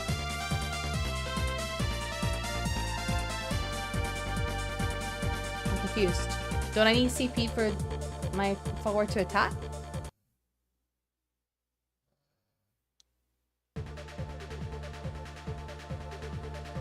confused. Didn't I need CP for that? Or does that not... Huh? I'm very confused. Chapter 6-1. Win in one turn. Beginner level. Use red mage to defeat your opponent. Okay. Your opponent has cloud on their field. The CP is the cost of... Oh, that's right. Okay, that's right, that's right.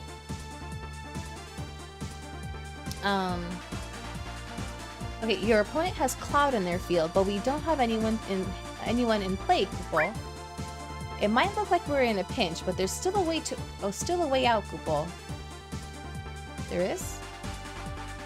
Use red mage? What does it do? Choose one forward. It cannot block this turn. Oh. So we use its ability. So we need one fire and another CP. Okay, is that what we do?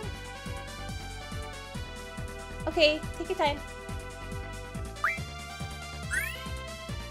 So we need to... We'll get rid of this. Choose one of your opponent's forwards.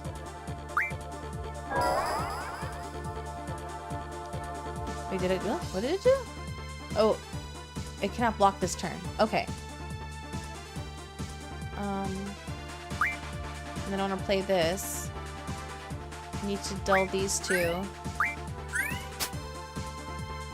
Right. Attack.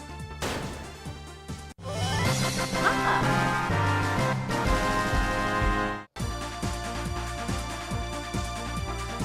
Okay, I see.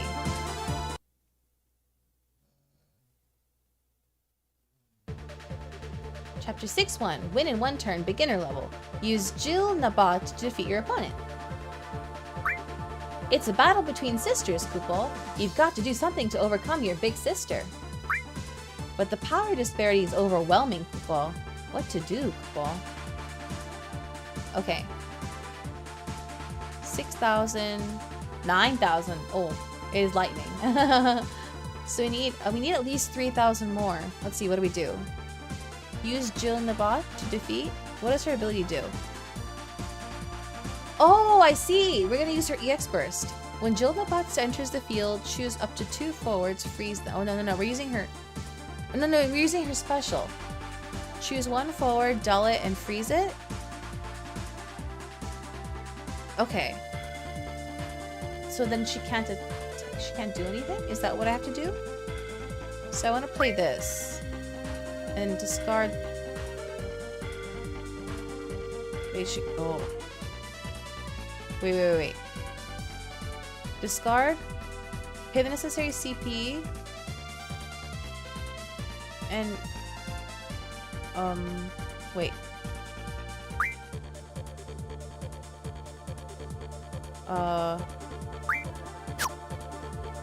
Oh wait, no. I messed up. How do I go back? Wait, what?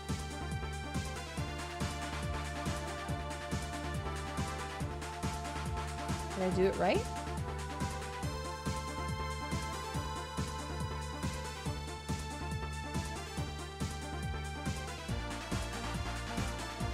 Oh, it only needed 1. It only needed 1. I see. I was so confused.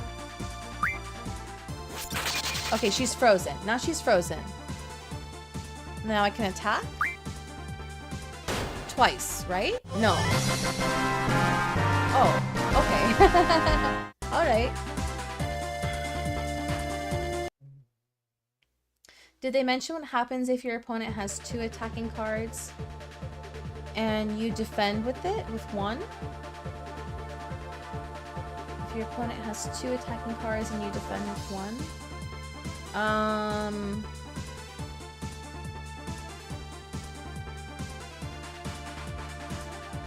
Did they mention what happens if your opponent has 2 attacking cards and they did provide an example when you have 2 and you attack their 1. So I assume it would work the same way if it was us.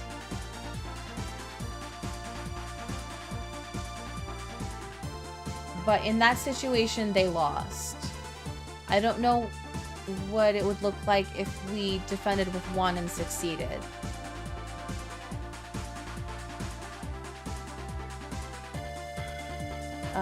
Winning 1 turn, we're gonna use Cloud. Cloud versus Sephiroth, an epic battle, Kupol. They have the same power, but Sephiroth has first strike, so if you go on to attack, you'll be taken down, Kupol. If you use Cloud's Omni Slash, you can break Sephiroth, but I wonder if there is a more clever way to do this, Kupol. They chose not to defend, wanted to know if they did. I'll look into it. Yeah, I'm not sure. Okay, so what are we doing? So Sephiroth has 8. Oh, look at him. Oh gosh, the art. So he has 8,000 power, and Cloud has 8,000 power also. But he has. Wait. We have Cloud. We have another Cloud here. We can do Omni Slash. That's what. Choose 1 forward to break it. Oh. Okay, so we have. Okay, so we have to discard the Cloud, and we need 3 CP, which we can use from dulling these. Okay, so we'll attack. No, not attack. Wait. Special ability. Yeah. Okay, so CP, and then discard this. And we're gonna choose this one to break it. Yeah.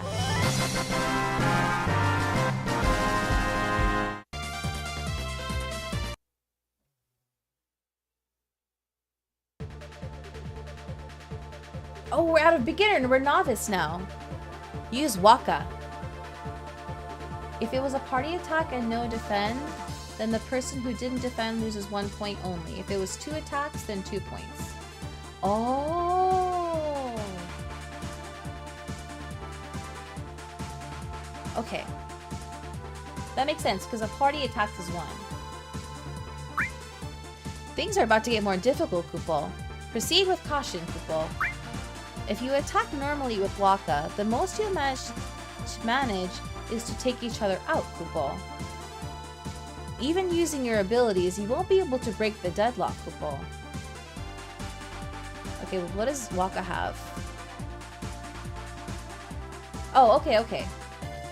When Waka attacks, choose 1 forward. Wait. We have a Waka here, so we want to use the special. What does the special do? Excuse me. Choose 1 forward until the end of the turn. It loses all of its abilities and its power becomes 1,000. I'm gonna do that. So, we're going to use his special ability. What did it need? It needed 1 water. So we're gonna dull this, and then discard this. This forward. And then attack with this, right? What it? Oh. What does the action ability do? Oh, I see. It wasn't enough. Now we attack.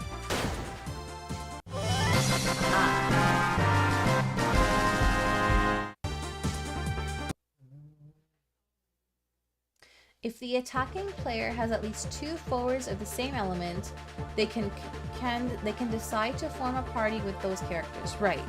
In that case, the party is counted as 1 unit and its power is equal to the sum of the power of its forward members.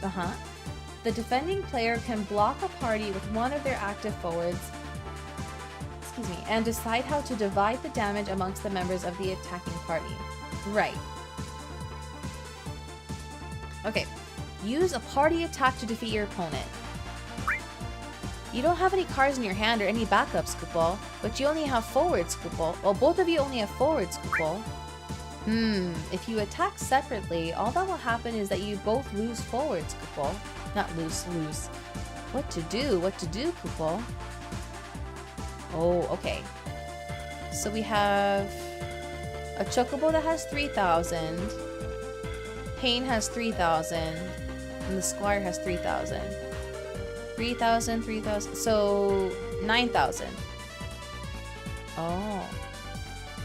Let's do a party attack, right? Party. Party attack. And then attack with that. Aha. Yeah, it's pinging.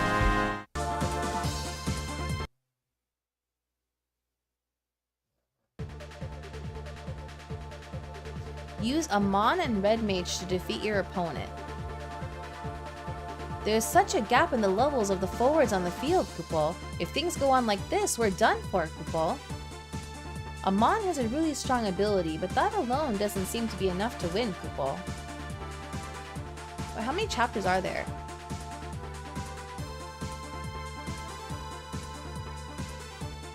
I think we're almost done. Okay, let's see. So use Amon and Red Mage. Okay, so they have Gabranth that's 8,000 and Bards that's 9,000. Okay. We have Dragoon, which is 6,000. Red Mage. Choose one forward. It gains haste until the end of the turn. Summoner. Amon. Summoner. Summoner. What does Amon do? When Amon enters the field, choose one forward opponent. Controls. Dull it. Oh, when it's dulled, it can't block. Okay, so we want to play Amon. And then what does Red Mage do? Choose one forward. It gains haste until the end of the turn. Oh, okay. So... Okay. So let's play Amon. Let's get rid of these. Okay. What is it? What is it? How much damage is it? Well, it doesn't really matter, I think, in this case. Okay. And then... choose one forward, it gains haste until the end of turn.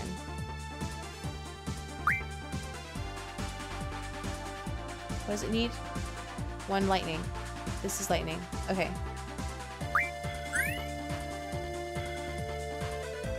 Okay. Choose one of your opponent's forwards. It gains haste until the end of a turn. What? This one? No, it'll go... What? Choose one of your opponent's forwards? No, mine. One of mine, right?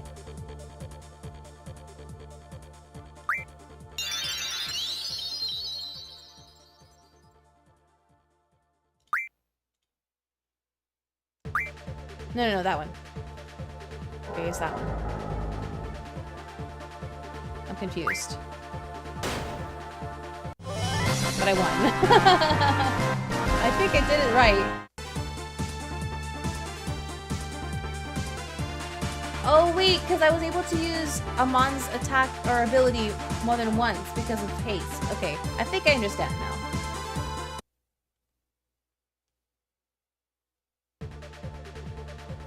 Use your hand and abilities to defeat your opponent. Kupol? Your opponent is so powerful, Kupol. I don't know if we'll survive this, Kupol.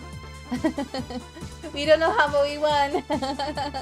I think I kind of know. But you come this far. I know you can do it, Kupol. Okay. What do we have here? Oh gosh, this is a lot. Alright. So they have Bards, Prish, Sephiroth, and Lightning. We have Red 13, Onion Knight, Red 13, Valifor, Evoker, Evoker, Evoker.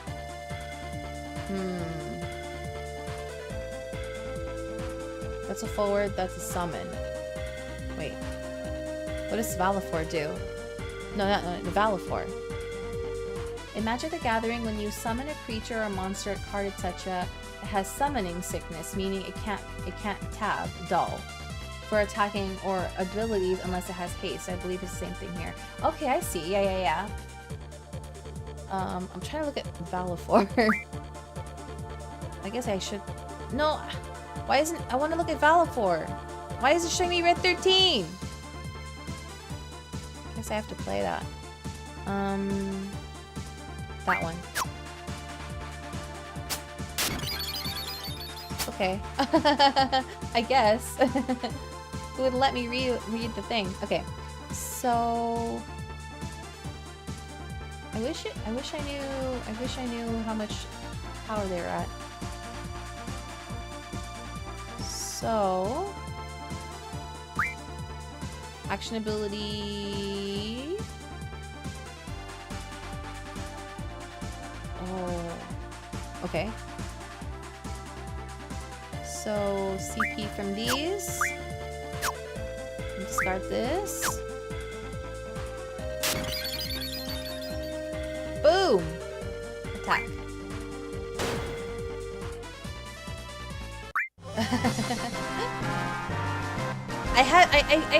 I basically, more or less understood what I was doing there, but I couldn't read everything because it wouldn't let me. That's it for the tutorial, Kupol. I look forward to seeing how you'll use what you've learned, Kupol. Wow, we did it.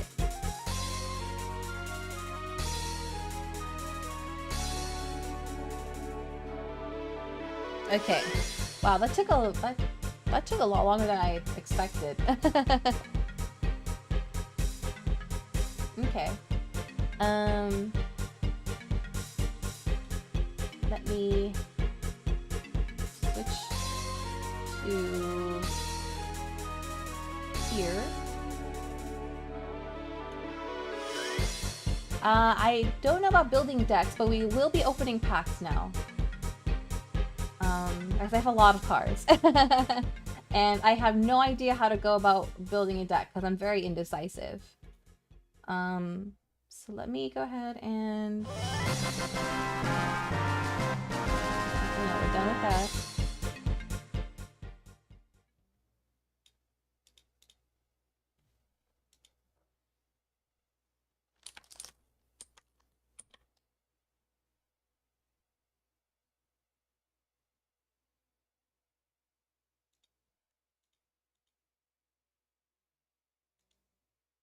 Okay.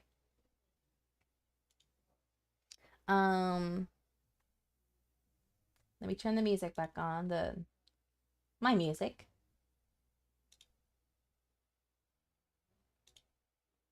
Which is just a Final Fantasy playlist.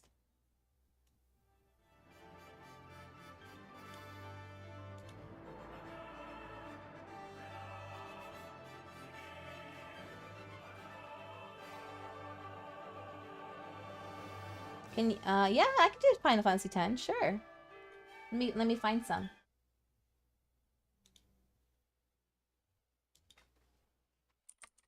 Oopsies. Final Fantasy X.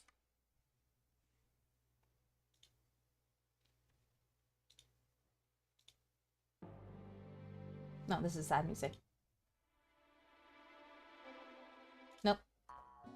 Here we go.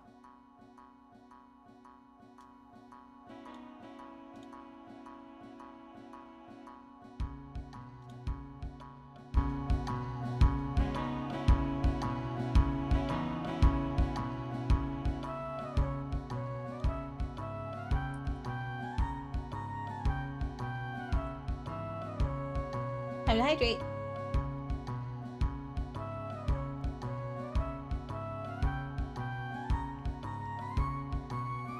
Please let me know if it's too loud or too quiet.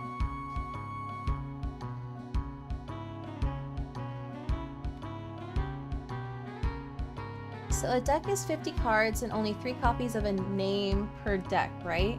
That's the same for Yu-Gi-Oh, but in Magic the Gathering, it's 4 copies of a card. So I think it's... You can only have 3 copies of the same card in the same deck.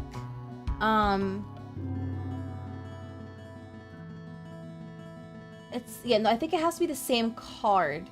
I don't think it, hold on, let's actually, we have the rules open here. So, for a deck,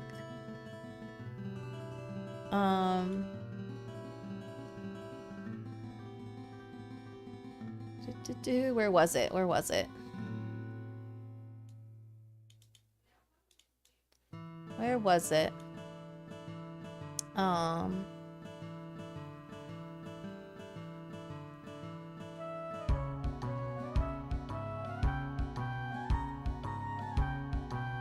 Where was it? I remember reading it.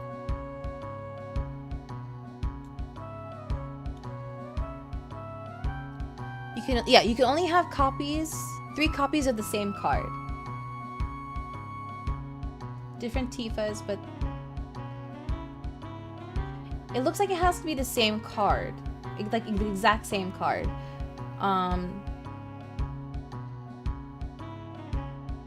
Like you can have two Tifas of different, like 2 different Tifas in your deck, but you can only play 1 Tifa on the field.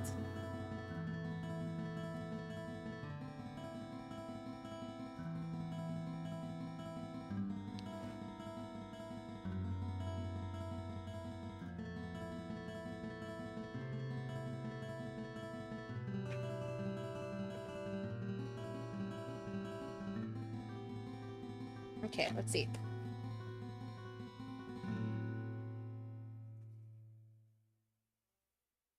Okay, this is the first set I ever bought. Let me turn on. So it looks like it comes with like a paper mat.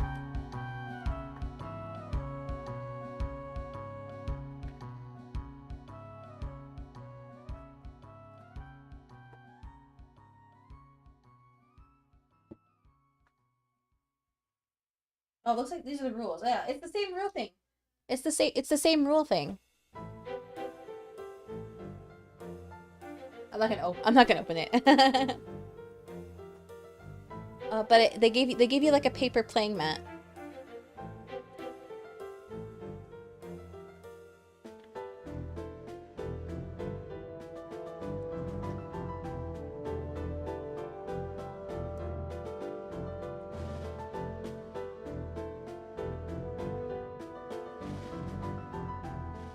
Oh, and it shows the phases on the bottom left. That's pretty useful. I wish my mat had that, but it doesn't. But it's good to have.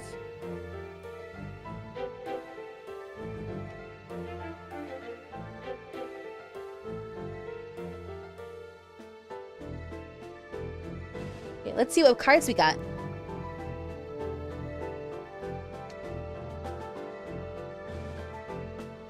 No, hold on, let me turn my microphone so that it's facing me.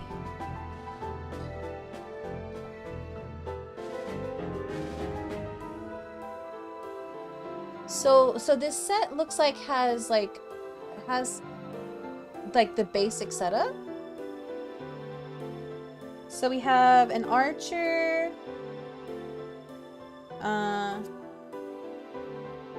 This one card? Okay. We have another archer. We have a sylph. We have another sylph. Just one card? Yeah. Evoker. Evoker.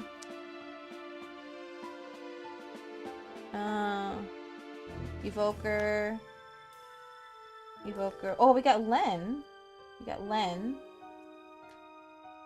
2 Lens, 3 Lens. Baralai. Okay. So I guess three of the characters. You can also use a coin or something and place it over the first phase and drag it down as phase changes to remind yourself which phase you're on. Yeah, that's true. They're stuck together. There we go. We have Yuna. We have a Yuna.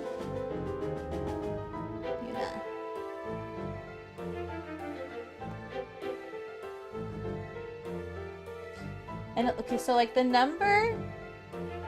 Okay, okay, so it won't show. So it shows S, which means it's part of a starter set. It has 10 and 10 too, I think. Because this is 10. This is 10 Yuna, not 10 2 Yuna. Hey, look, it's Refia Viking. Oh wait, shoot. I'm an Ingus Knight. These are so stuck together. It's difficult to separate them with these gloves. Hold on.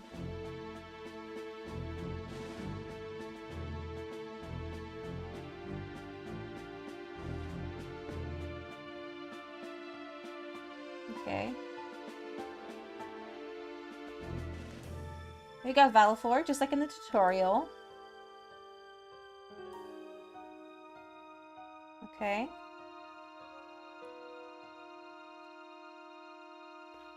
I should like turn so you guys can read it. You can't, it's hard for the camera to get it from far away though. We got Brother.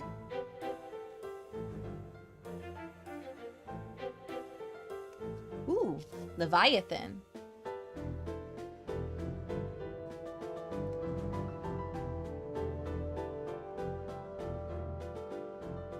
There's like, is this? Yeah, it's just the card. Okay.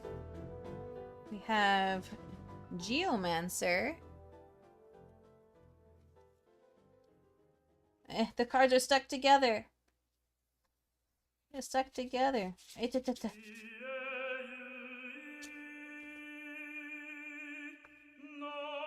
Pain.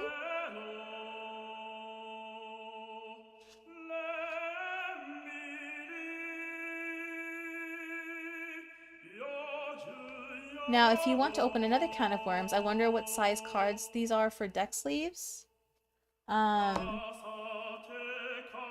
should put them in the deck sleeves. I got them.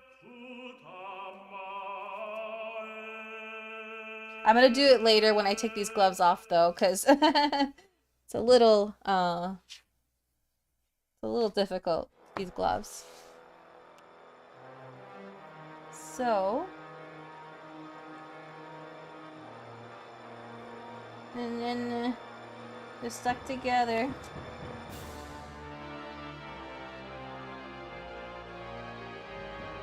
Separate.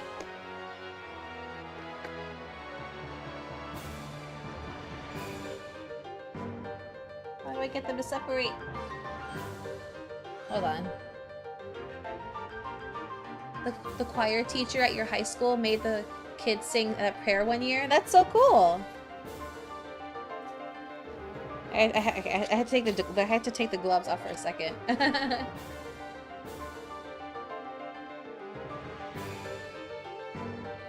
I don't remember which one it was. It may have been Ixion. I maybe think Ifrit was deeper. A deeper voice. Was it Ifrit? Okay, never mind. I can't remember. It's been so long.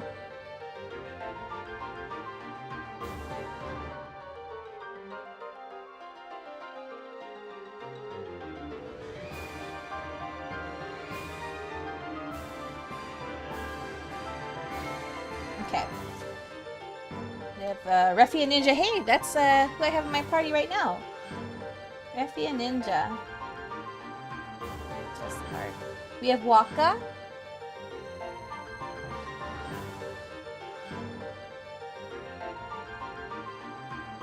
And then these cards are stuck. These cards are stuck.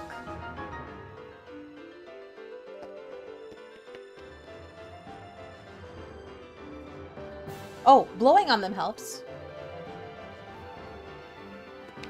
Well, for a second. There we go. We got Shein.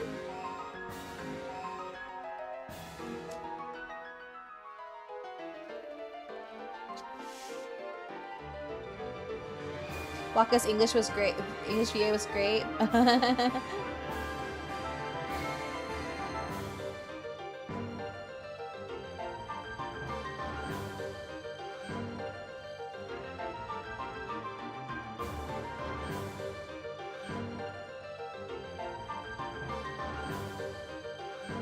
Okay.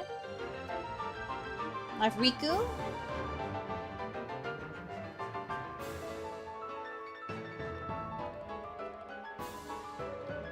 Oh my gosh, this is so difficult because they're stuck together.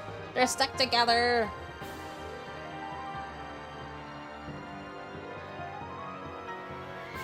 Okay, we have 3 Rikus.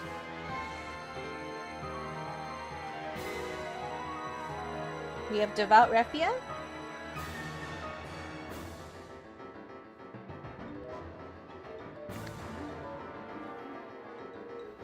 Three of those.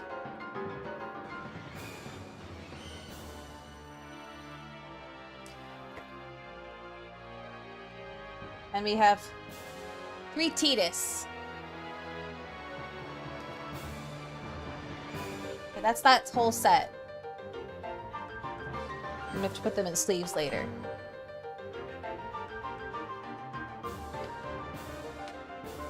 Now we're gonna open this set. This is also a solder set, so it's going to have like the basic setup. But I haven't seen what cards it has.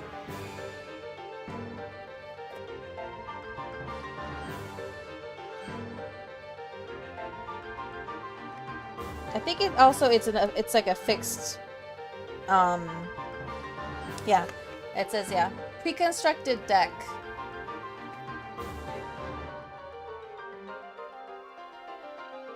Yeah, they just call them all 10, even if they're from 10 too.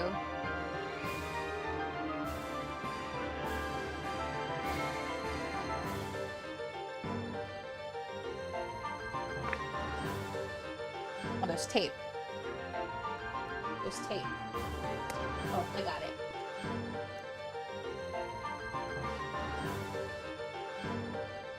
More rule sets and mats.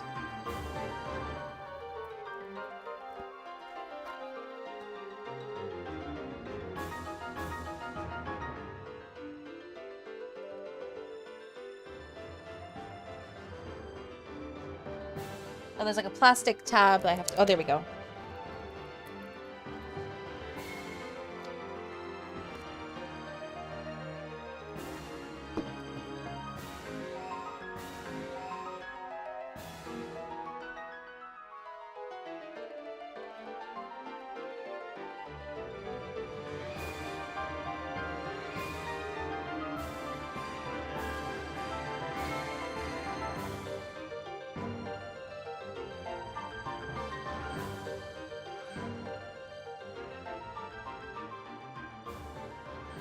Okay, so we have Minfilia.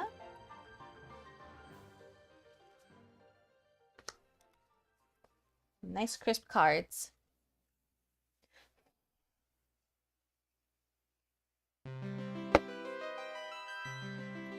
Okay, and we have Ida.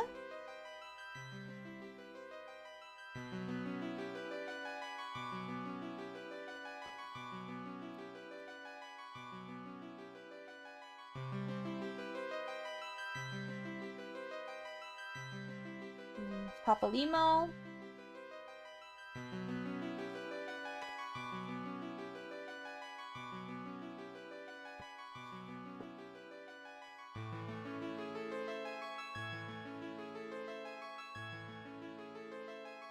Oh, a minor. Interesting. Just a minor. It's just minor. Like it's what minor is one of the gathering jobs in Final Fantasy XIV.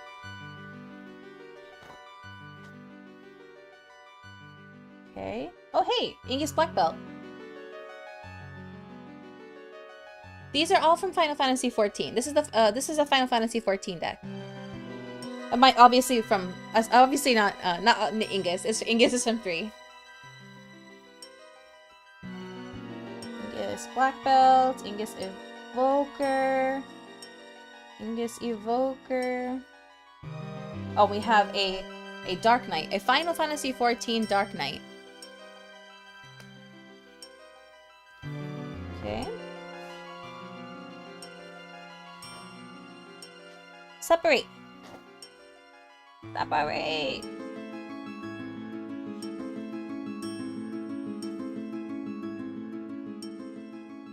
Okay, dizzy. And we have a Final Fantasy 14 monk.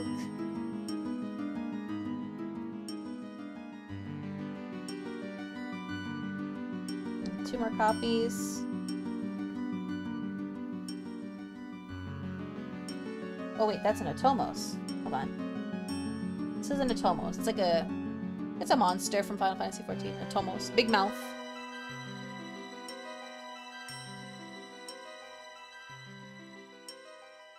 Oh yeah, it does say, oh, I guess that's what the category is. Focus, focus. Focus. There it is. It's hard to see, actually. There it is. 14. And I guess for this one, it's from Decity of Final Fantasy and 9. I guess that's where they're from. I didn't realize that, actually. Tomos. Here's a Final Fantasy 14 pugilist. This is the starting class before you become a monk.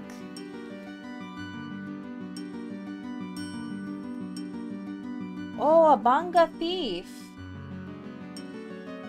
This is originally from 12, but they make an appearance in 14.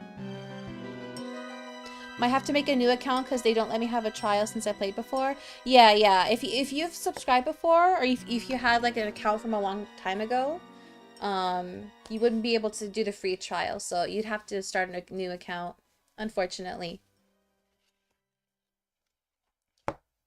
Okay. Oh, Alize. This is Alize, one of the characters from Final Fantasy 14.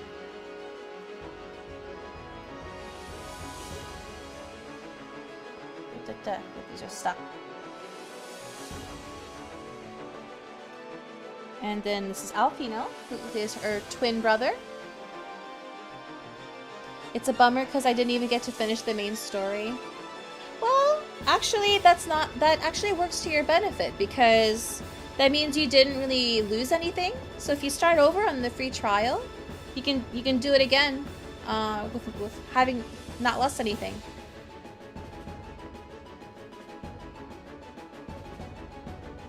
They're stuck together.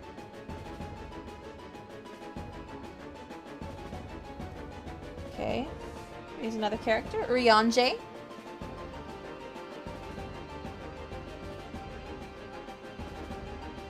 They're stuck together.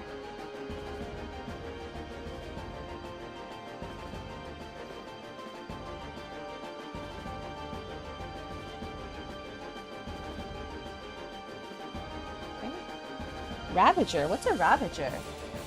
It's from Final Fantasy Tactics Advance 2? Interesting. Stuck together.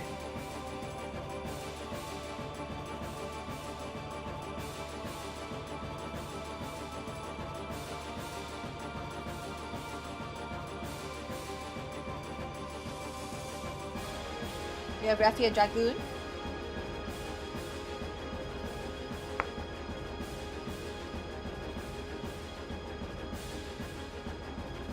Stuck together. Is that one card? Yeah. We have another character, Louis Sois.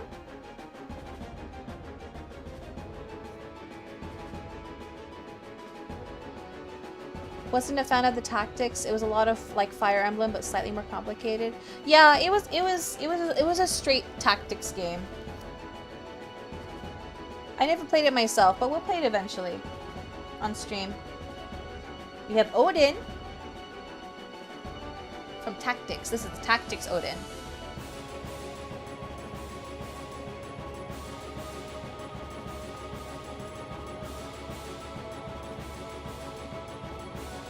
We have a summoner, a basic summoner card. Tactics version.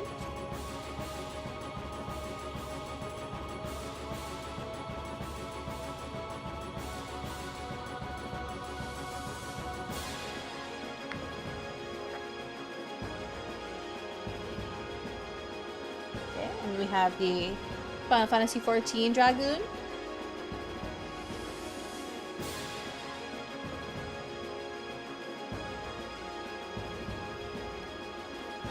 we have Ninja Ingus.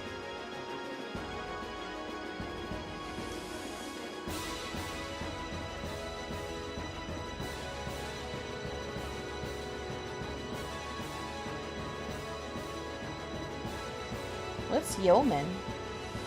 This looks like a monster from 13.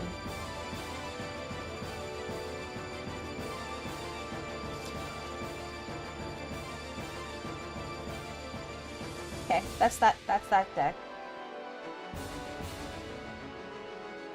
Let's pick up the next one.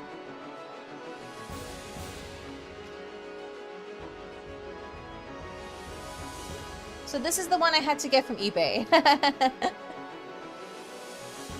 Dragoons in all games always have the best armor. Yeah, they do. They do.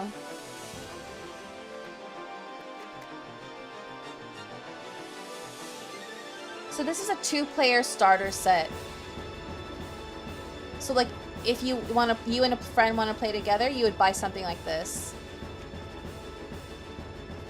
I guess you'll have to play 13 to find out. It's probably in one of them. Yeah. How many cards do I have? A lot. I'll try to get through these faster.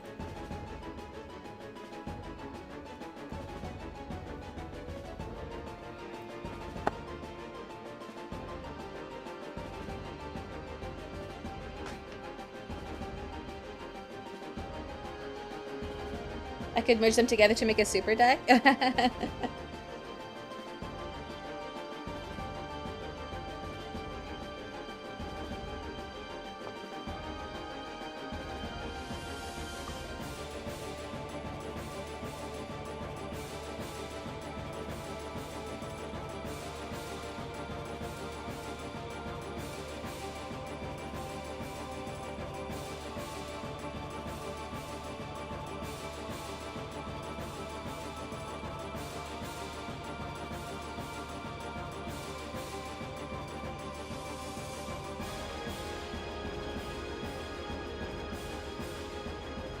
I can't get the plastic tab thingy.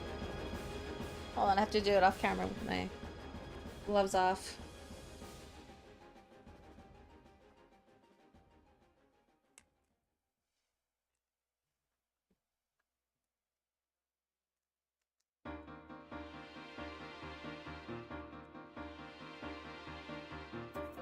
Here's some ASMR.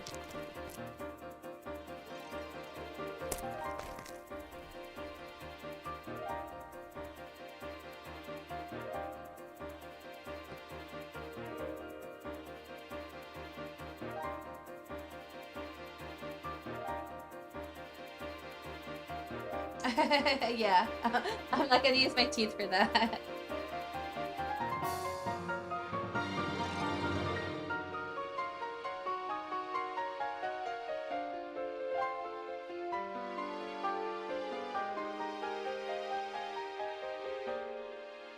How goes the card game? It's good. We actually ended up spending a lot of time just learning the game. We did a tutorial. Now we're just breaking open my card packs. I got a foil of a Crystal Exarch. Well, this was guaranteed. This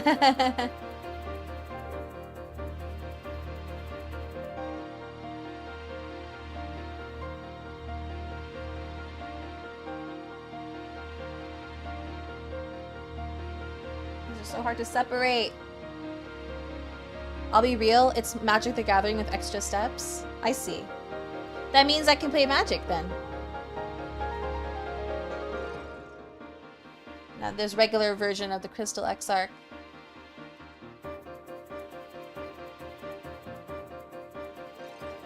Okay. Yeah.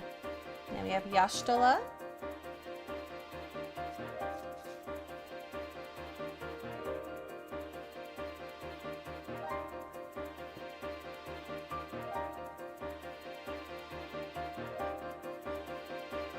We have Raubon.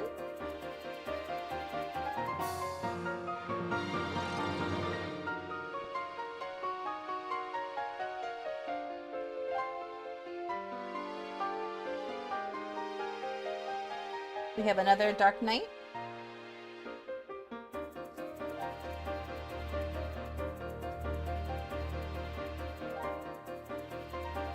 have a minor.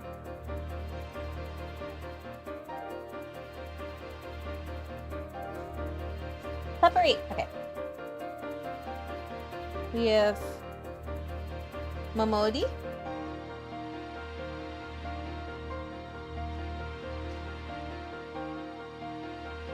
And while there's more cards than people on the planet, getting into the game is super cheap. Interesting.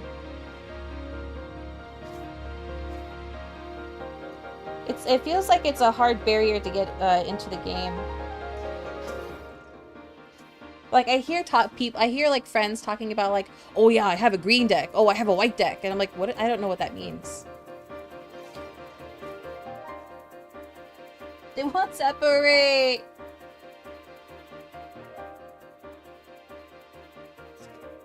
There we go. We have Kryl. This is Final Fantasy 14. Kryl. Kryl exists in 5, I think. So they're same name, different characters. Shiva?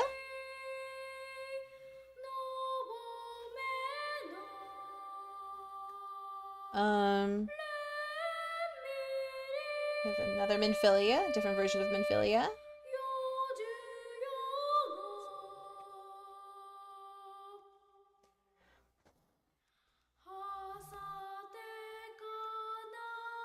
We have another Urianger.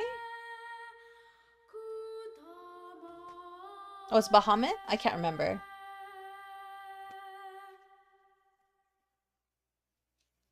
We have another version of Thancred.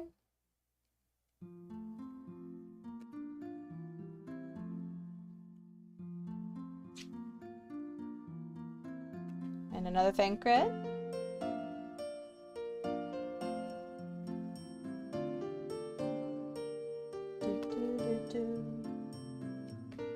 We have another Dragoon. Bahamut, for whatever reason, was a child. It's been so long I can't remember.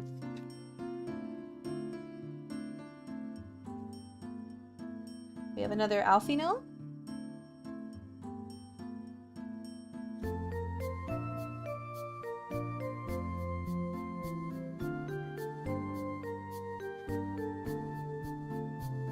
I want to separate.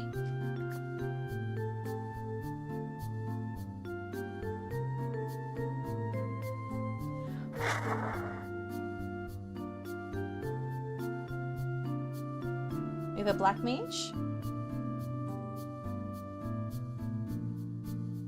That was a good armor set. I enjoyed using that one on my Dragoon.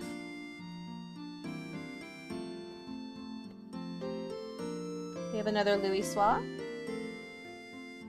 Might be the same one actually.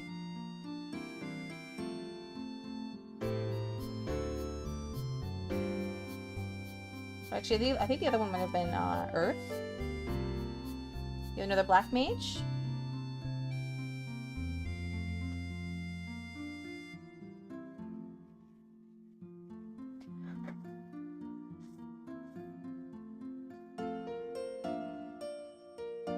Stuck together.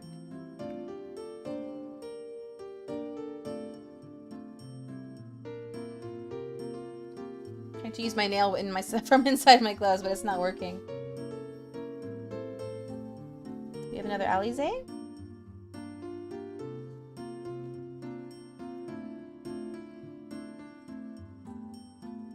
We have Ramu, Final Fantasy 14 Ramu.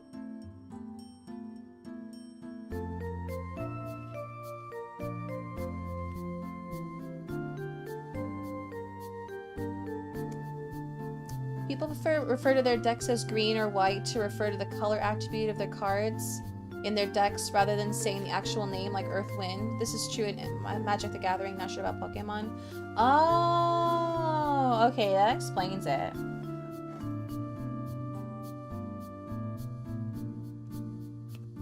Okay, and then we have the Oracle of Light.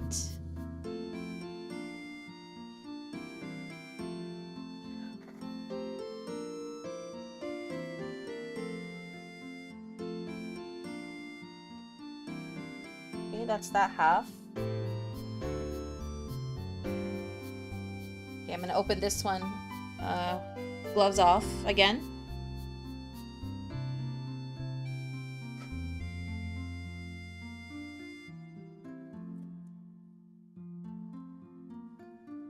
Some Asmer.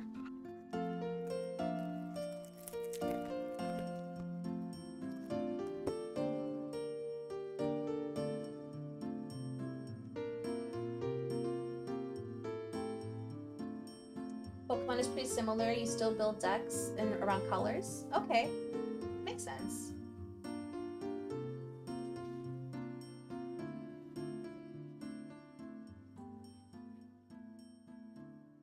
A blue deck is water or ice Pokemon, while the green deck would be grass or bug. I see, I see. Pokemon card game was another game that I found intimidating. So I have a foil Emmett Selk here.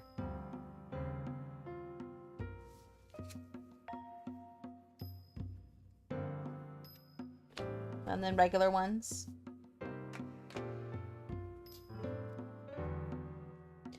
In Pokemon, I think people still refer to the element they're using, water, fire, etc. instead of color because of normal Pokemon terms. Again, unsure, haven't played in years. Oh.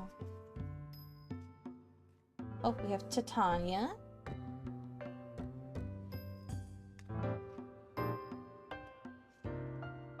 We have another Emmett Selk.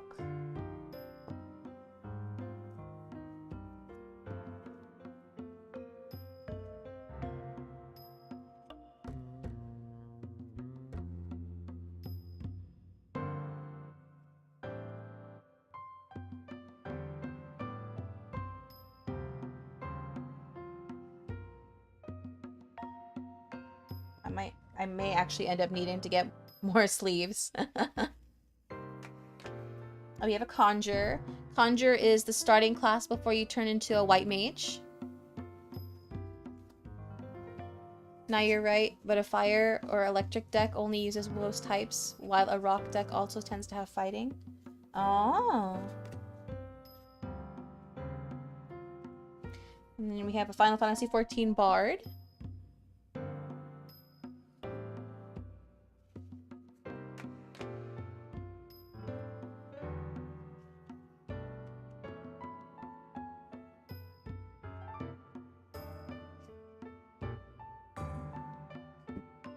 Oh, another version of the Bard. I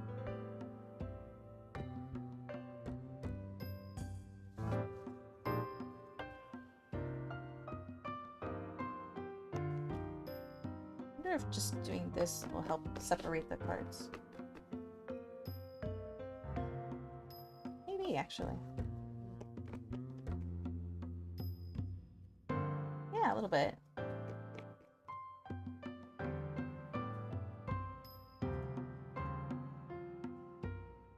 Second bar looks... I loved that outfit. Here's a flan. Those stupid flans. This is a cartoony one from Theatrhythm.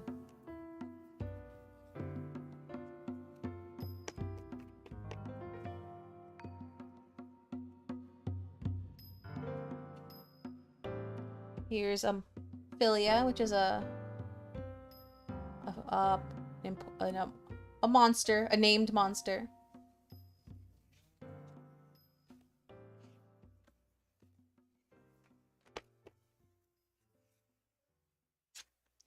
We have Ranjit.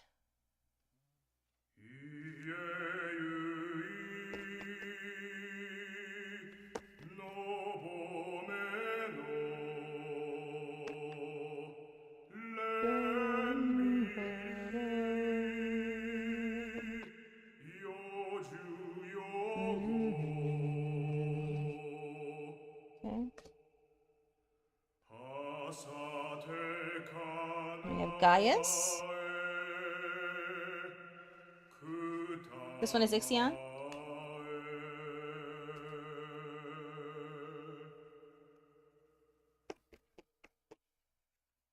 Valifor.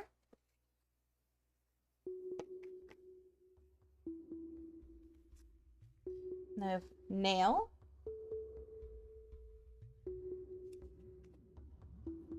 Nail Van Darnus is the full name. Ratatin.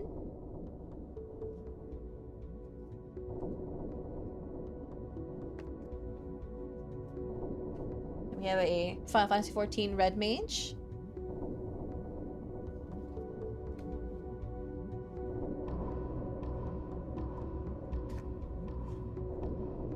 We have the character Yotsuyu.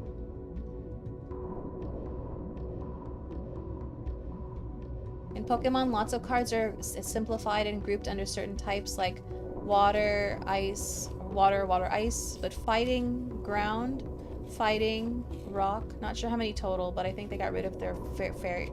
They got rid of fairy in the card game? That's interesting.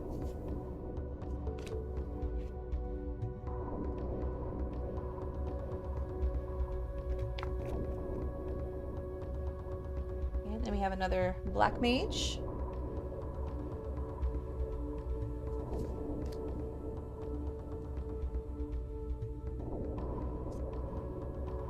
Have Ifrit. This is Dissidia Final Fantasy version of Ifrit.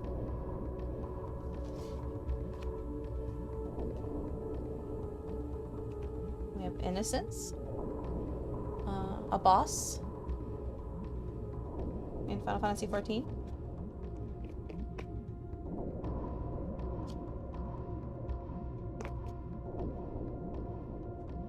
Okay, that's that one.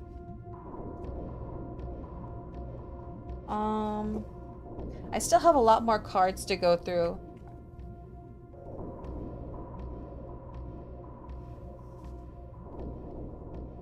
But I don't know how much you guys want to sit through more of.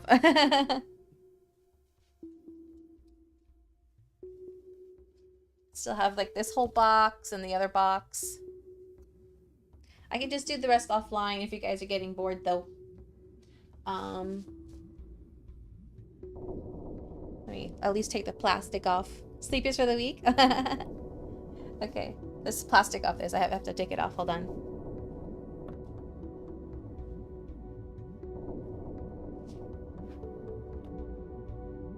I think I have to use scissors actually.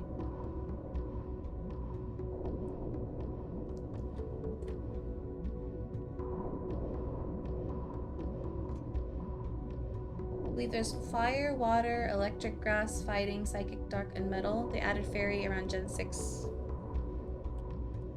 I think this box is meant to be kept. Like it's meant to hold the cards.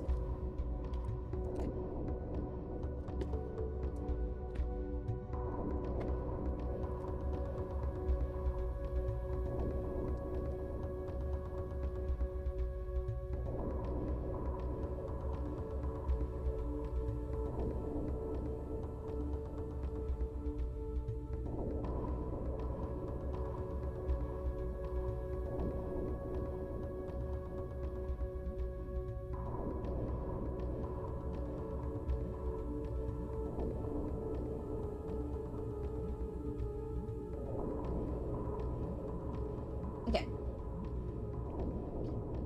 So we have this box. How do you open this?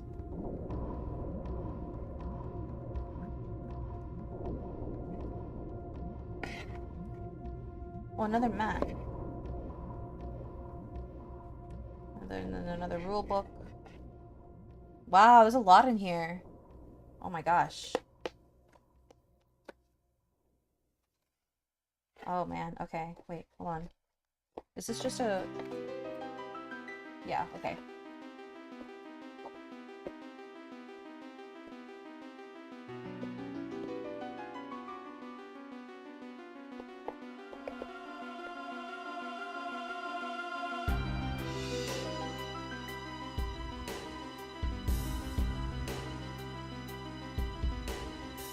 Ooh! I think this one's guaranteed. Shiny Squall. They all have plastics. I'm gonna... Actually, no. This is the only one that I need to take my gloves off for.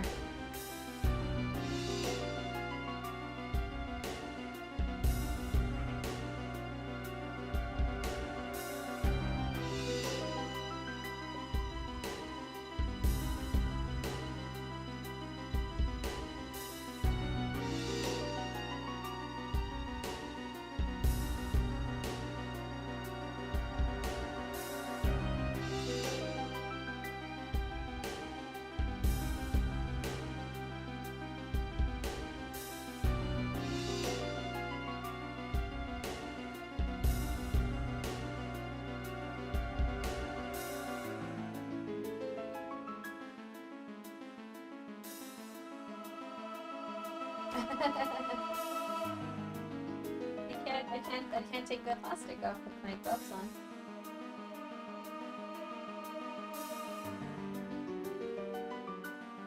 See more with this theme.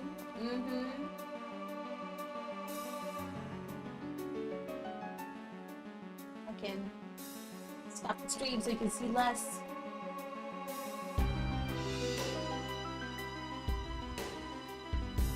Okay, so we have the shiny squall.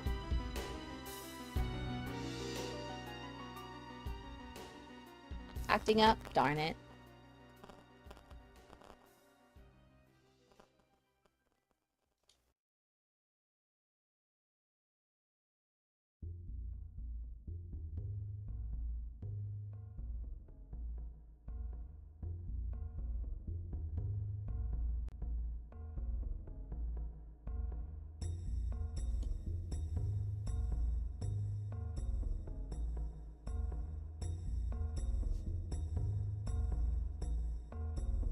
Well, I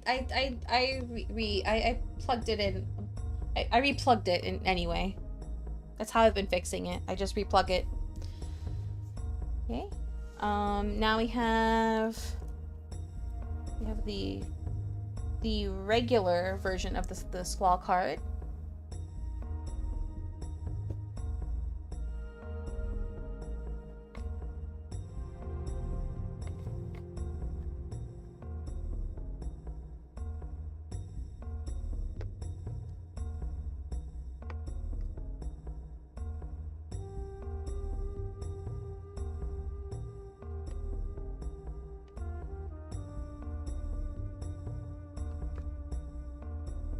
Then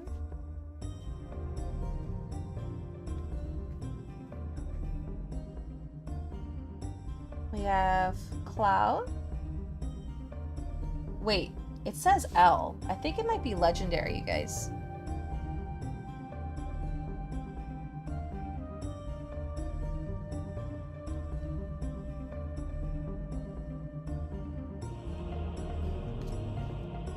But it's not shiny. So I can't tell. We have Daraluma from 6.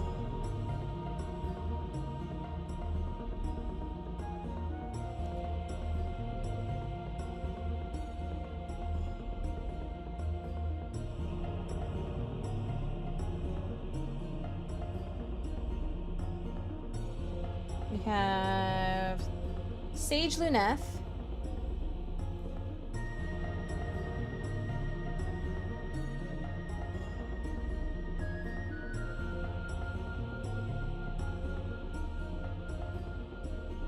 Yeah, it says C, which I think means common.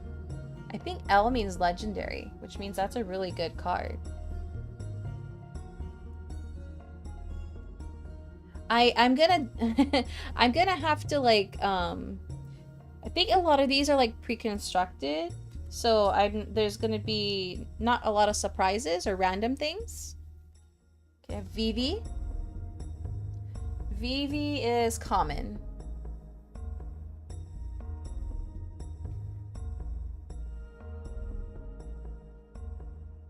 Glad you played most of FF3 before opening these packs. Yeah, right?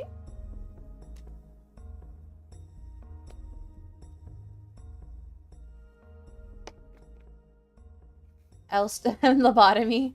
Goodness, no. Okay, we have a Black Mage from Tactics Advance. And it is common. There it is. There's the fight. Battle theme.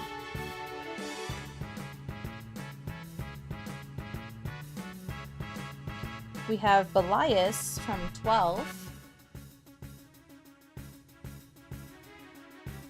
The cloud card is $50? Wow.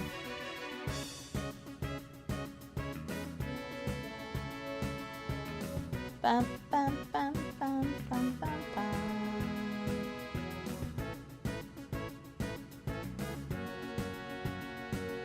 Oh, this is rare. Belias is rare.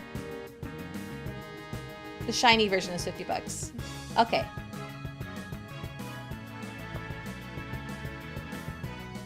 Then we have Bahamut from the City of Final Fantasy. This is common.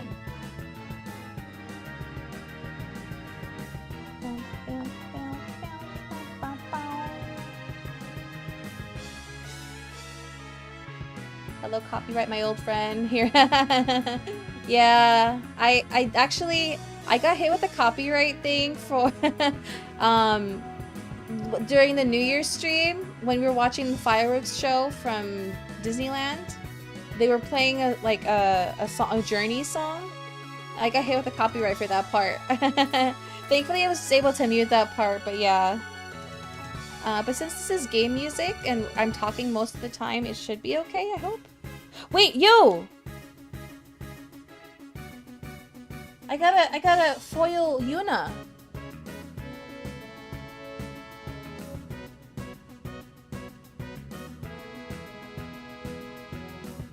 I can't tell if this is rare though.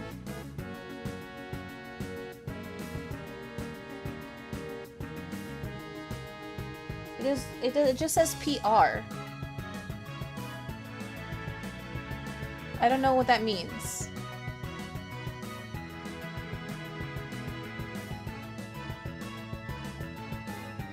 Oh, so these two are regular. This is the foil. We have Ingus Viking.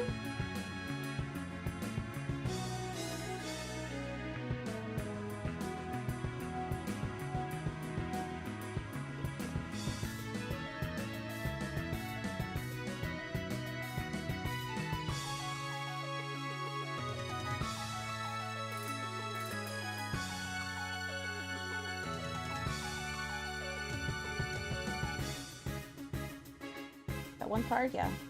We got Layla. She's from 2. This is the Pictologica version of Layla.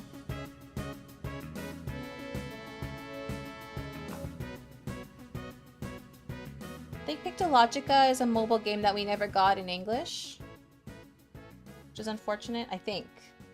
Don't quote me.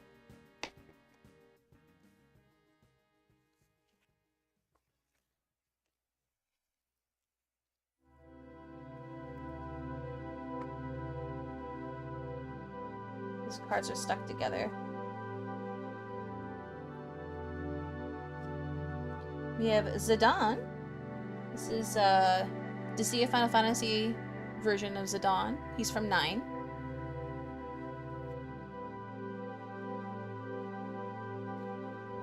Yeah, the chibi style is kind of similar to World of Final Fantasy. That unit goes for $2.50 to $5. that is probably not very rare.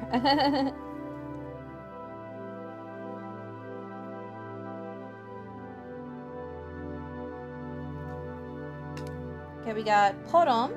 She's originally from 4. This is the Pictologica version.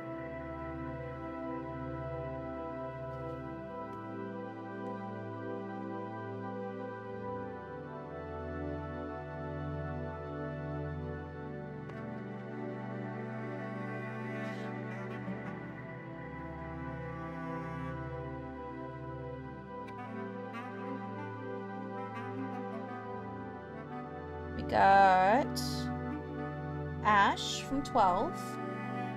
Wait, this is a legendary card. It's not shiny though.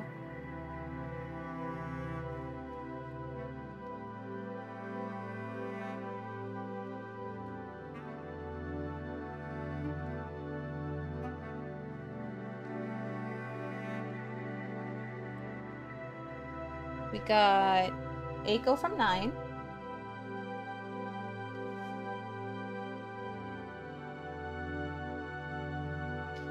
PR stands for promo?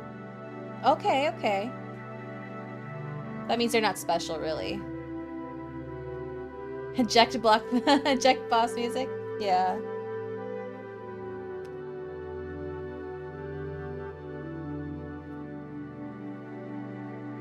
Okay, we got Braun from 9.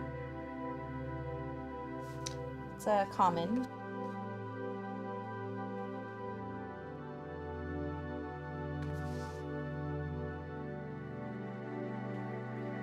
Got Yeah. If I can get it. We got Meruhen from Final Fantasy 14. This is rare. It's rare.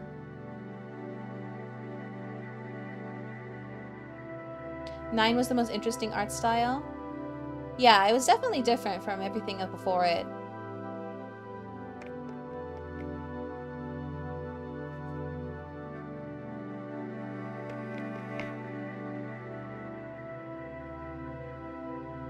It was very, it was a very divided reaction amongst fans.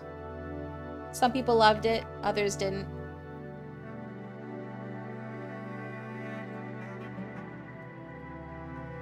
Oh hey, I got a shiny lightning. It's promo.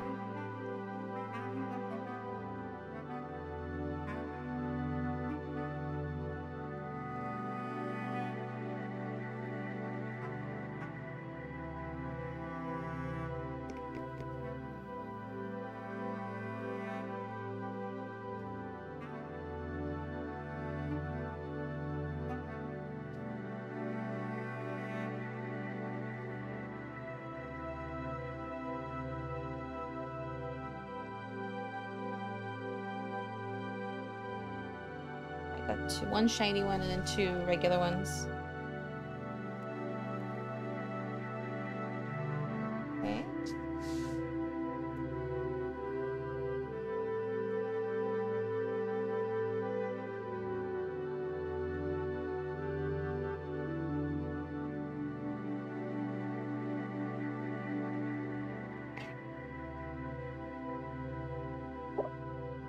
Oh, it's this whole thing.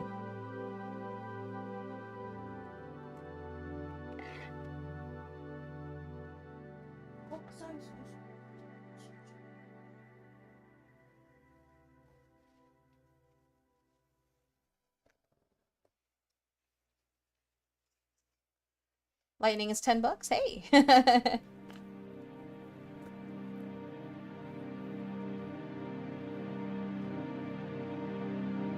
Okay. Got Lebro from 13, rare.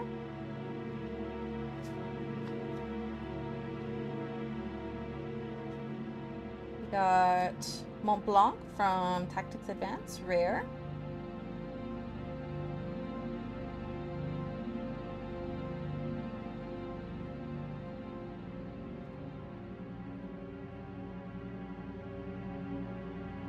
Got Selfie, Pictologica Selfie. She's from 8.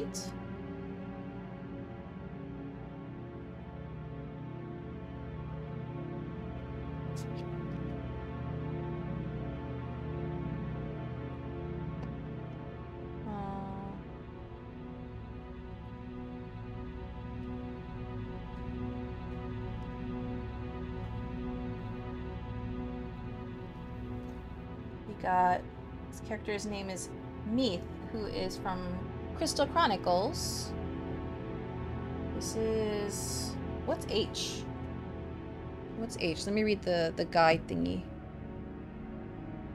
Hero. They always give out 3 of a card in a booster? Yeah, it looks like it. Like, at least 2. 2 or 3.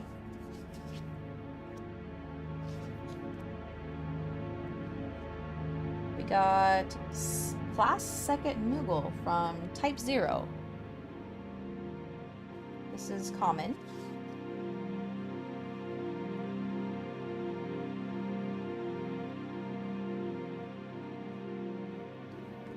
We got March from Tactics Advance.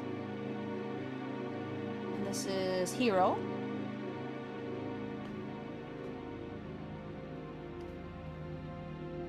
We got, hey, Rinoa.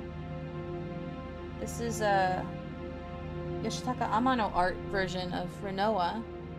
This is legendary. Is that a Dragoon Moogle? I don't think so. Although it might be, because it is using a lance. But it's called Class Second Moogle, I'm not sure.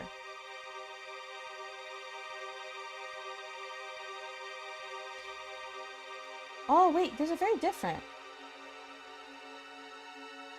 Got two versions. Wait. One is he. What? Interesting. Oh, interesting. Okay. We got Argoth from Tactics.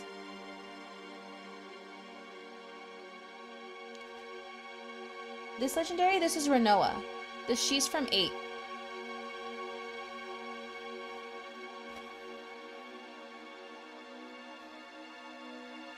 One seems to be full art version. Ah, okay, okay. And we got Sephiroth. This is rare.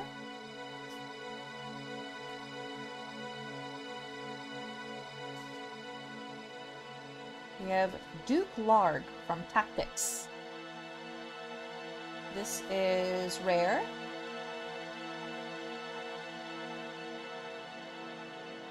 We have Mog from 13-2.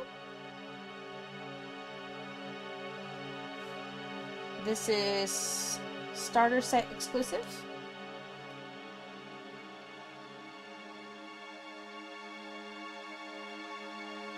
Why was 6 scared of 7? Because 7, 8, 9.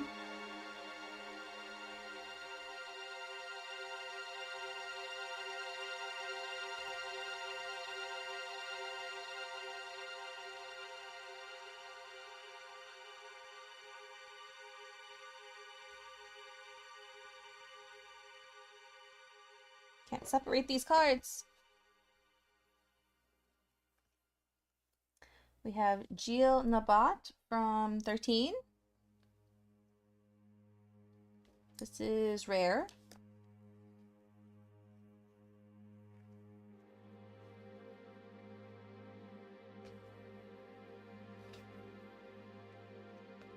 We have the Gestalian Empire Sid from 6. It's a very different version of Sid. This is Hero. Gestal. I'm actually not sure if it's a soft G or a hard G. Oh, thank you for the like goal. Thank you.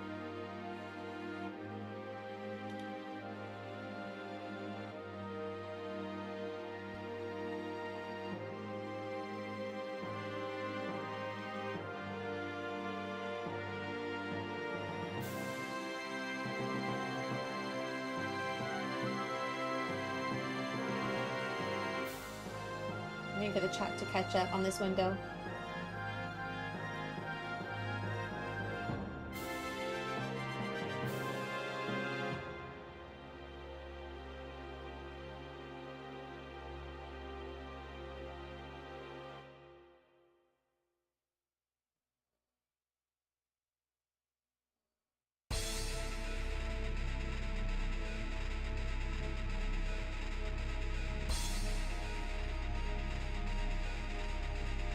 Can't find the value that Renoa, the non-shiny, is about $10 though. Okay. This is another Sid. This is Sid from World of Final Fantasy. Very different Sid. Another very different Sid. This is rare.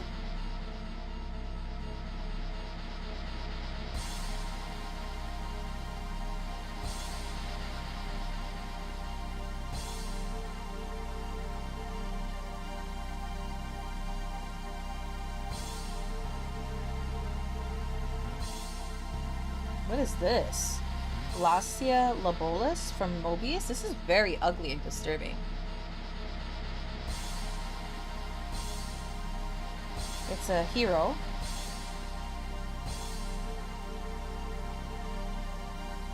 Will we have a special stream when we reach 300? No.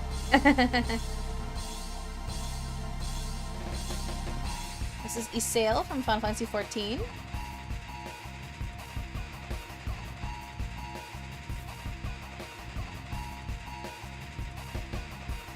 This is Hurdy from Tactics Advance 2. And it's Hero. The Isael one was rare.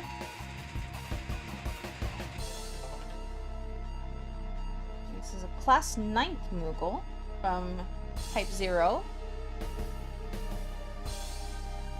This is common.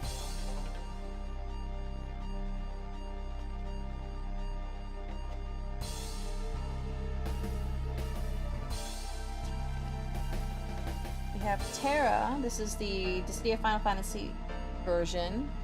She's from 6. This is rare.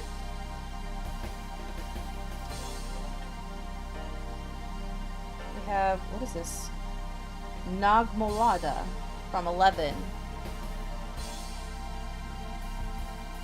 Alright, thank you for coming. Have a good night. This is common.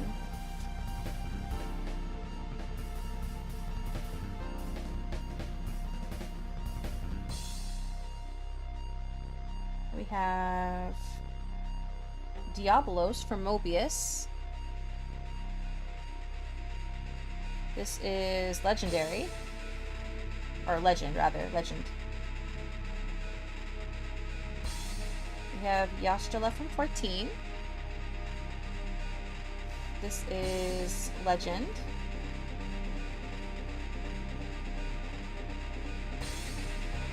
We have Zidane, the City of Final Fantasy version of Zidane from 9. This is legend.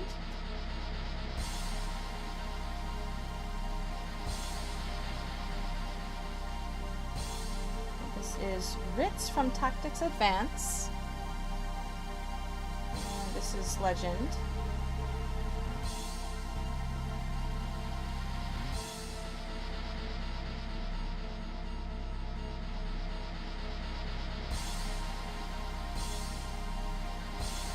This is Maria from 2. We know her. This is Hero. This is Asura from 4. This is Hero.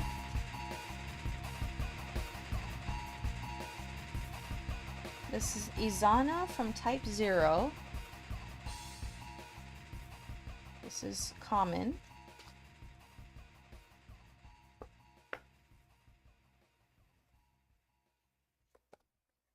This is Zidane from 9.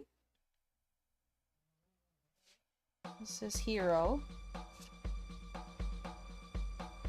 I think it's all categorized by element. We have a Cactuar, theater rhythm version of Cactuar. This is common.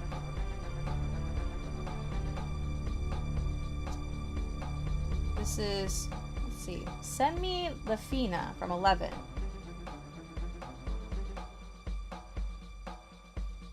This is rare. What's my favorite card I've gotten so far? I like all my shiny ones. Maybe the Emmet Selk one.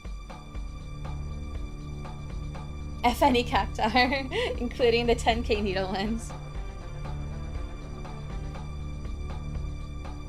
What is this? Nor Stalin from Crystal Chronicles. This is rare.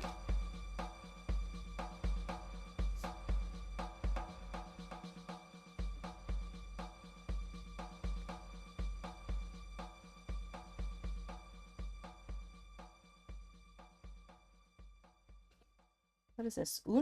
Unsaga Nashi from 13. This is common.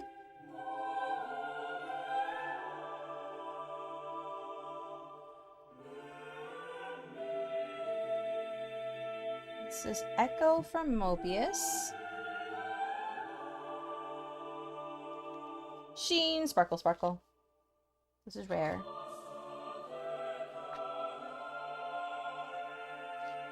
Class 8th Moogle from type 0. This is common.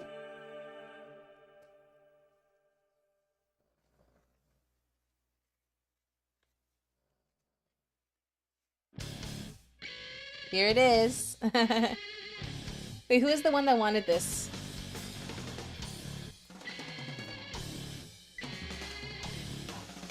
This is Chocolate from World of Final Fantasy. This is Rare. I need to keep talking over it in case I get copyright struck. And these are stuck together.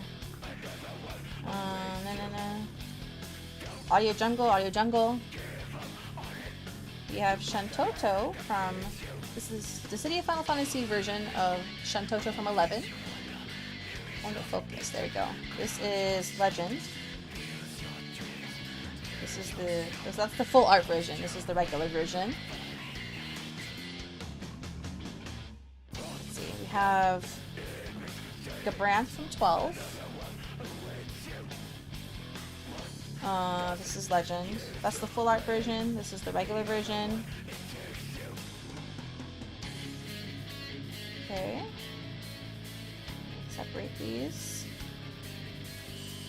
We have Enacro from World of Final Fantasy. That is Rare.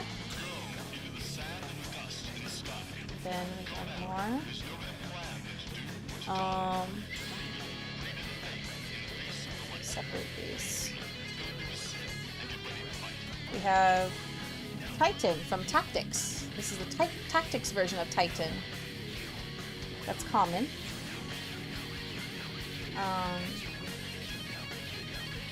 Then we have... Get this out of the way. Oh, no.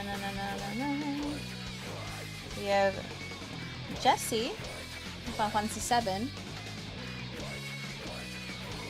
Interesting. This is S, so this is starter set exclusive. Probably from the 7 remake starter set, or 7 set. This is Rydia. What version of this is LOV? What's LOV? This is definitely a different version of Rydia. She's originally from 4. This is Rare.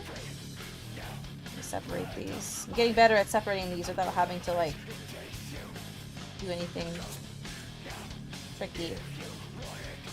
This is Hecaton Cheer from 13. And this is Rare. Oh, time to hydrate. Hold on. Hydrating.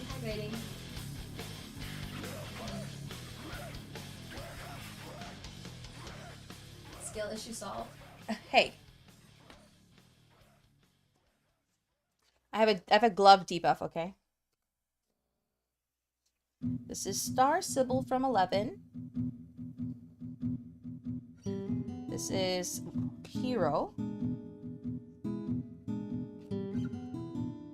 Okay.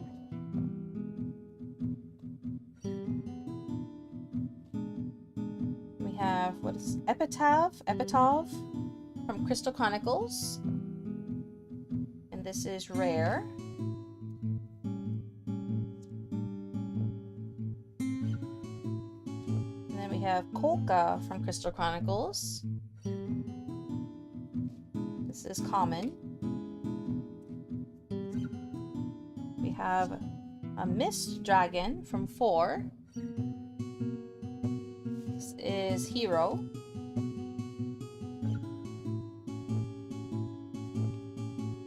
And then we have Class 10th Moogle from Type 0. Those glasses shine the ping. This is Common.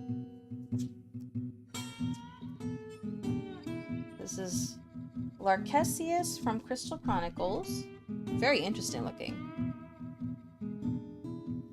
This is Hero.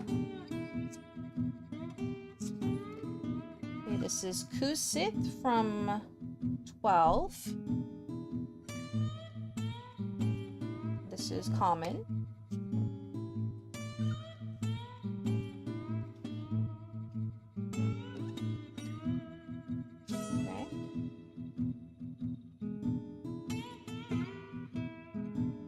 This is the City of Final Fantasy version of Golbez, who's from 4. Legend. And this is the Mobius version of Fusoya, who is originally from 4. This is Legend. We have Lulu. We all know Lulu. This is Rare.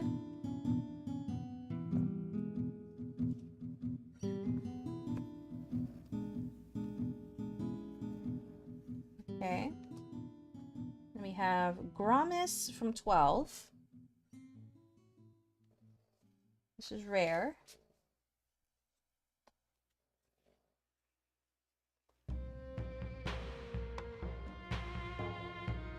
Then we have Exodus, the Judge Saul from 12.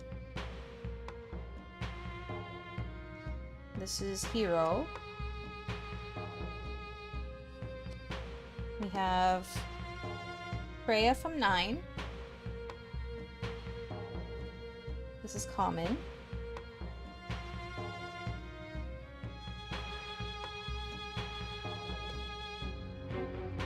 We have the King of Burmecia from 9. This is Rare.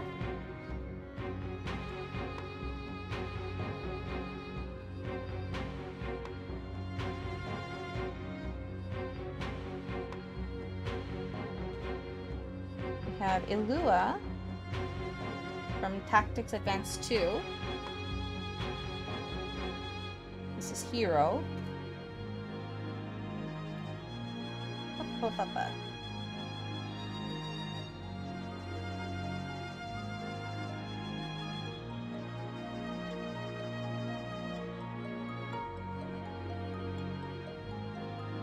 We have Sid of Clan Gully in Tactics Advanced 2. Another very different kind of Sid. And this is Rare.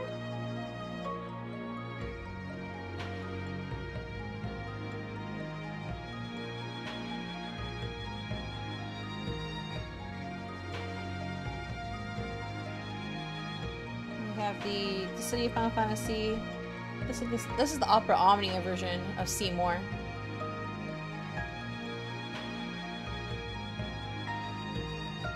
There we go. This is Rare.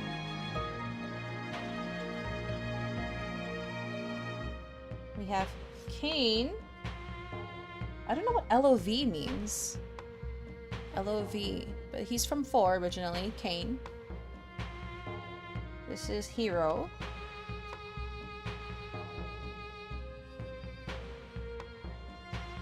LOV. What is LOV?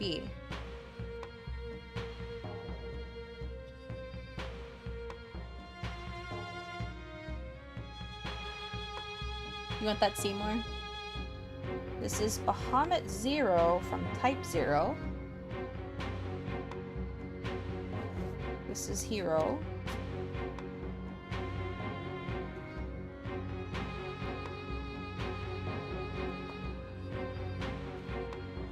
This is Class 6th Moogle from Type 0. This is Common.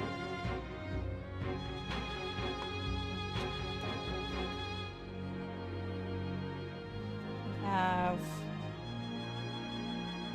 Aldo from 11. This is Common.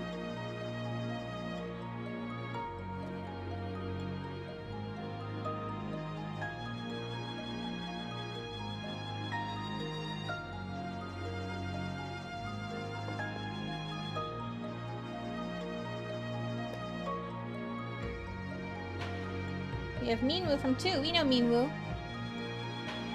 Our MVP. This is Hero.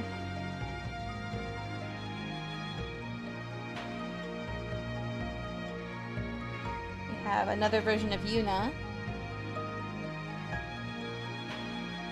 This is Rare.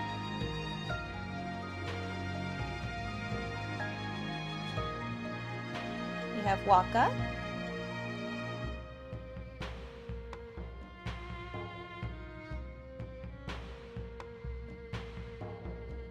Trying to focus. Focus, focus.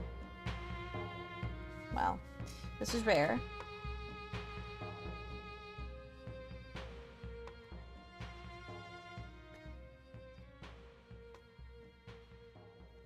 We have Famfrit, The Darkening Cloud from 12.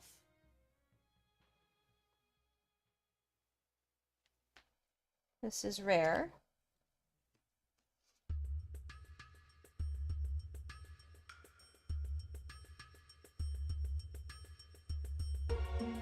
Sometimes putting your hand in... Yeah. I almost tried it, but it was whatever.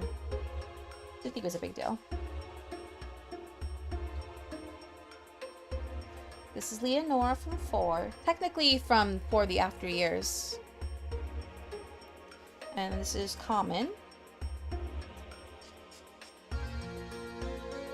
We have Class 4th Moogle. Type 0.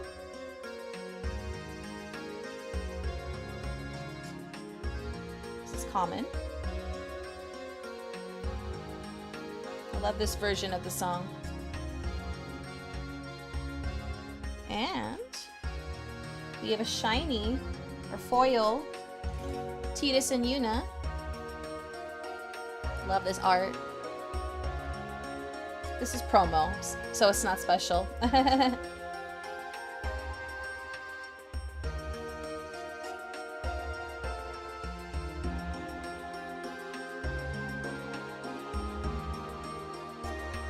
We have Cosmos from the City of Final Fantasy. This one is Hero.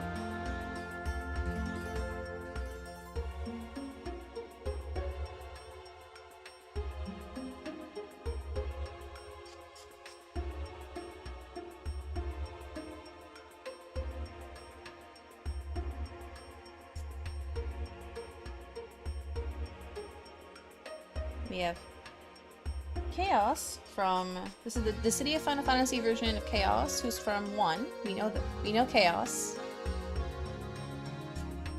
This is Hero.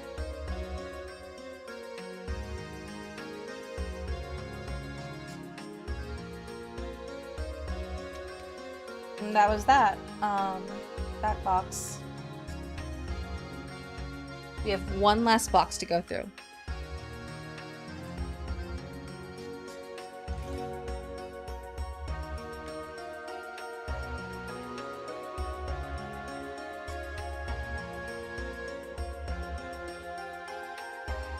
This set enhances the collectability of FFTCG booster sets by including a new special foil gold stamped card of Astidian from Final Fantasy XIV. Dawn of Heroes features so much gorgeous original art and characters from some of the most popular titles in the franchise like 4, 6, 7, 10, and 14, so we hope you enjoy collecting them. Good luck in your pulls, stay safe and healthy, and we will see you at the next event. Oh, these are actually packs. These are actually packs. So this is gonna be random. There's aside from this, I got a shiny Alize. But this is a promo slash hero. So we have actually real RNG time. I'm gonna skip this song. I don't want to hit that copyright.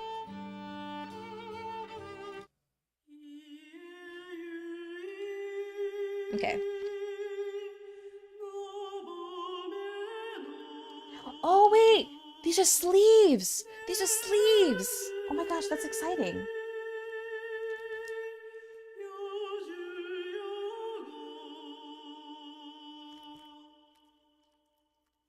Oh my gosh, I didn't realize this.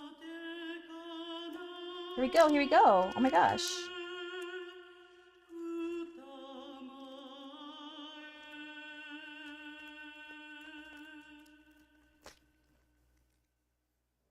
Got Nash from the Pictological version of Nash from Crystal Chronicles. We got an Alchemist from 14. Just a generic Alchemist. This is common. The Nash was common too.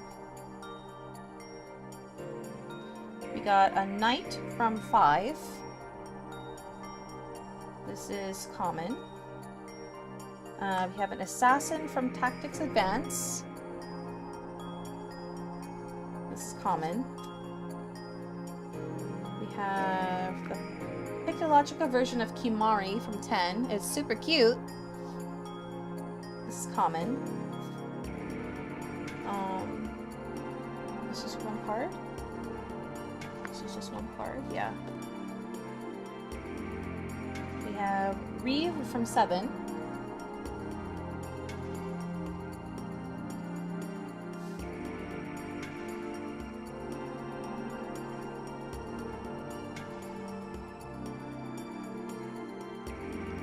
Focus. There we go. This is common.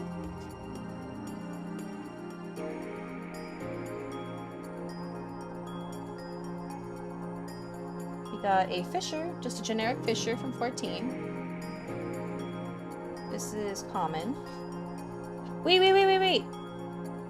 I got a shiny hippocampus. From 14.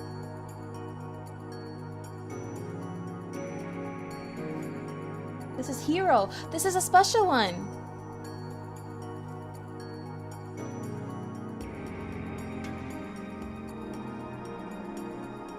It's not promo.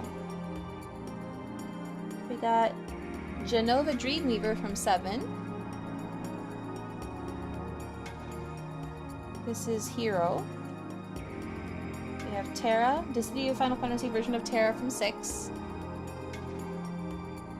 The name is Hippocampus. Here, I'll show you. Oh, because it's weird spelling.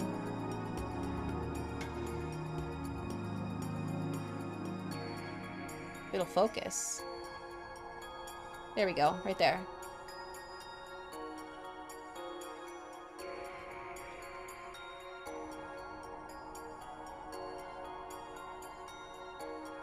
We got Chalinka, Final Fantasy Opera Omnia, Dissidia Final Fantasy Opera Omnia version of Chalinka from Crystal Chronicles.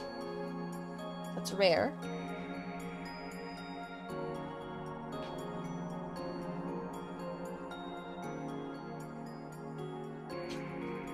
And Ifalna from 7.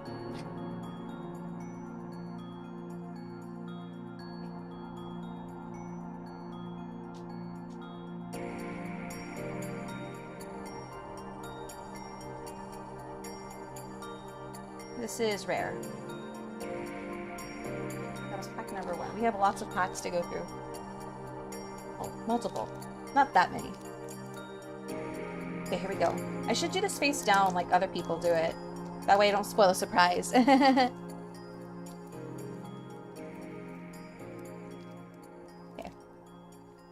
Here we go.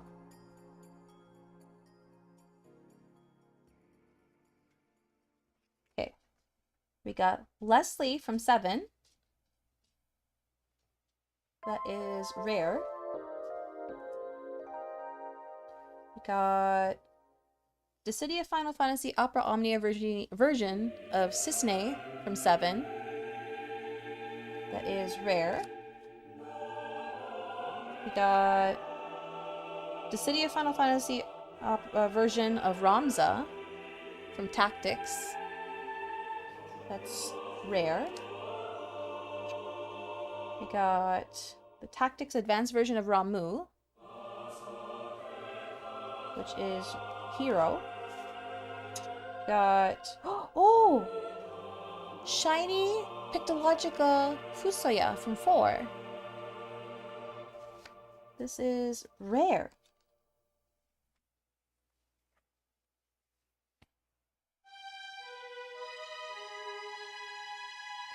Let's see. We got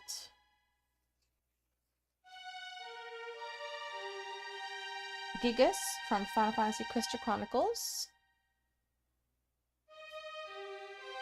That is common. We got another Reeve. We got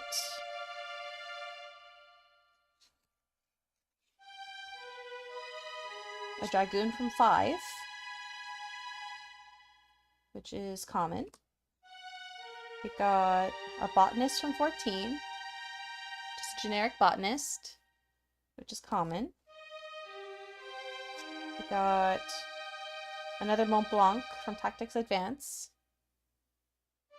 This is common. Got the City of Final Fantasy version of Sephiroth. This is common. And we got another Nash. Frog Raid? Frogade Raid?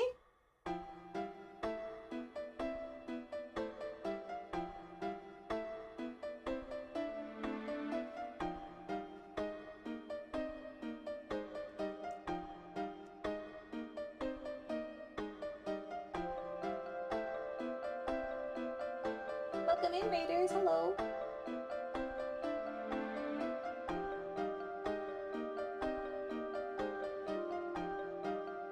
AKA you raid? Oh, I see. Welcome, Raiders. Hello, hello. Thank you for the raid, you. This song haunts your dreams.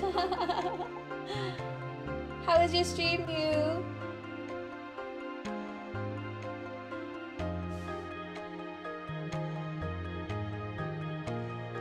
Hi Raiders, we're just opening some Final Fantasy trading card game card packs. We went through most of them. We're just opening the last bunch. It went well? Good, good.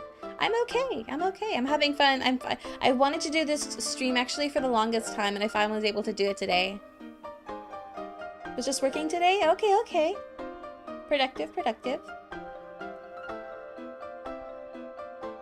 But yeah, thank you so much for the raid. Feel free to take off if you want to, you know, go to bed, get some rest, or get something to eat or drink. But yeah, thank you for the raid. Everyone, if you don't already know you, please go check out her channel.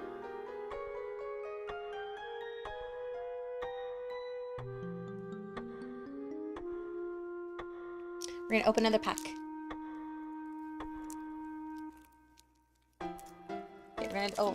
We're gonna do face down. We're gonna do the rest face down.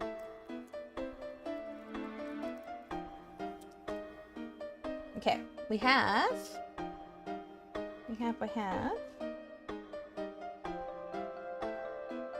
got Ignis from 15. I think this is my first 15 card.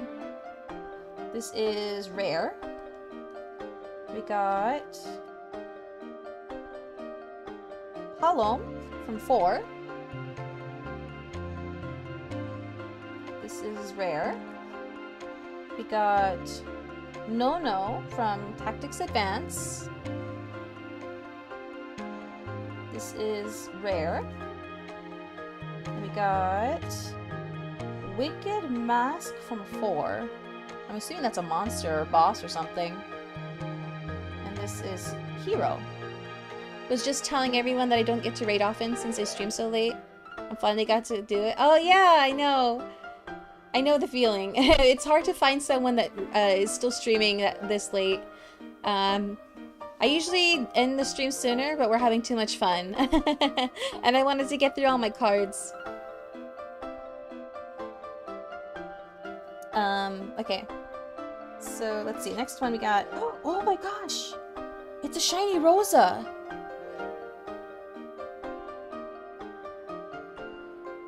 From 4? This is rare. Ooh.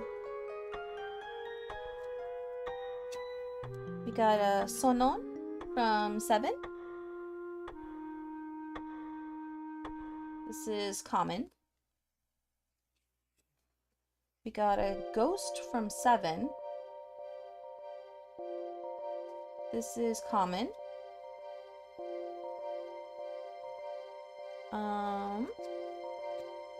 We got, what is this?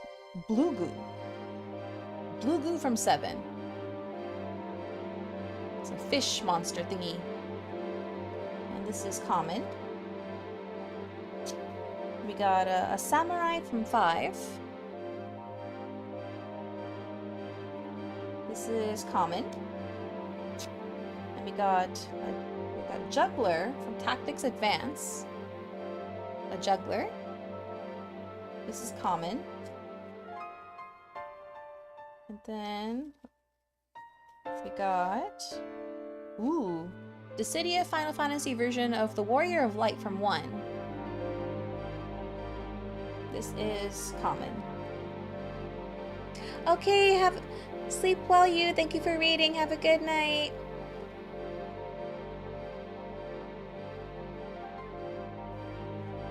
Okay, and then we have Johnny from 7. This is common. Okay, next pack, next pack.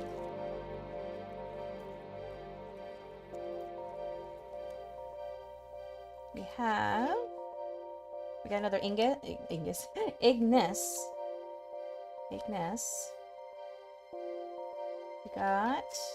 We got Barrett from 7 Remake. And this is rare. We got Ritz, Pictologica version of Ritz from Tactics Advance. This is rare. We got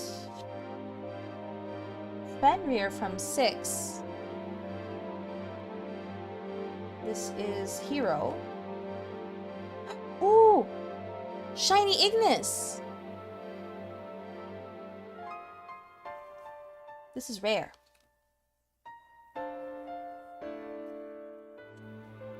We got Melfi from 7. This is common. We got a Ninja from 5, which is common. We got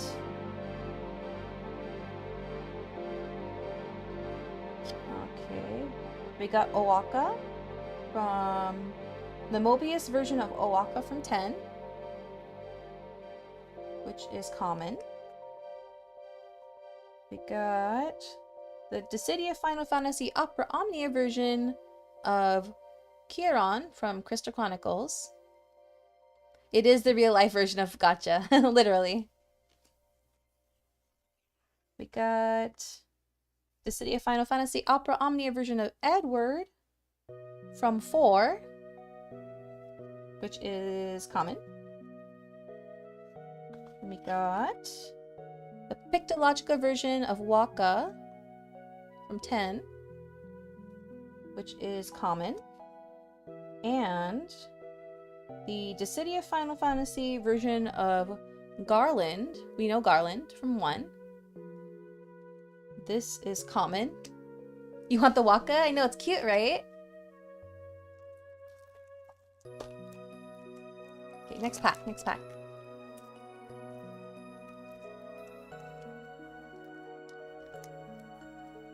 Okay, here we go. We got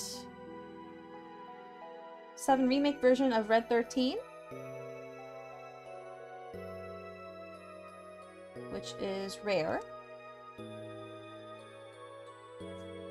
We got Mist from, what is FFL? Final Fantasy Legends, I think. This is rare. We got the regular version of Pictologica version of Fusaya from 4, which is rare. Oh my gosh, I ruined the surprise almost. Okay. Got the regular version of the Alize card, which is Hero.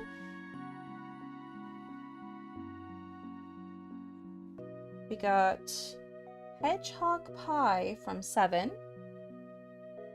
7 Remake, it looks like, which is common.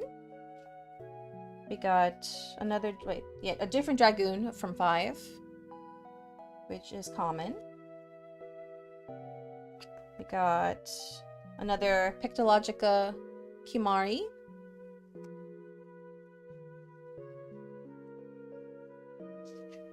We got Prompto from 15. And this is common. My gloves are pretty, thank you. Another assassin from Tactics Advance. Another Johnny from 7. Okay. We got a Geomancer from 5. This is common. And we got a shiny Maga Sisters from 14. This is rare.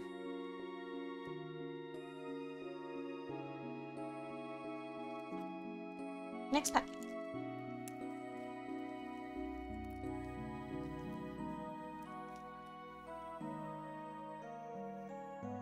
Okay, we got another Ifalna.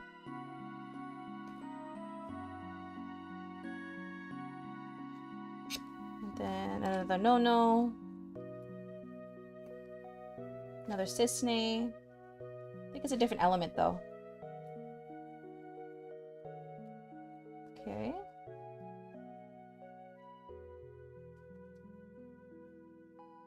This is the regular version of the Hippocampus, which is Hero.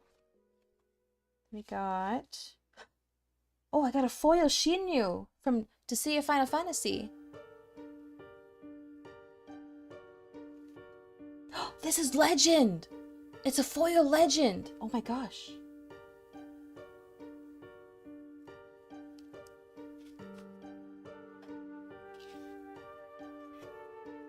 We got a Pictologica version of Genesis from 7, which is common. Another Fisher from 14. Another Botanist from 14. We got an Illusionist from Tactics Advance, which is common.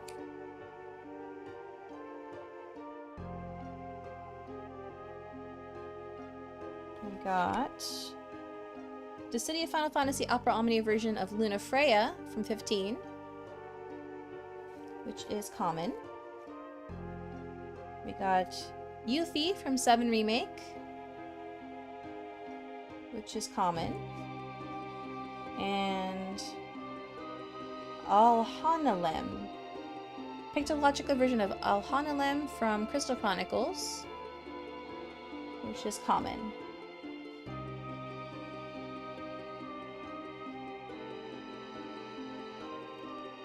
Okay, we got a few more packs to go.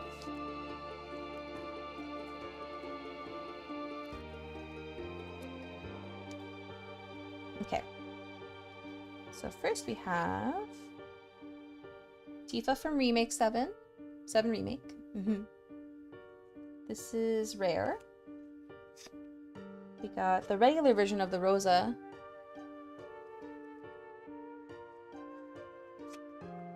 We got Chadley from 7. This is rare.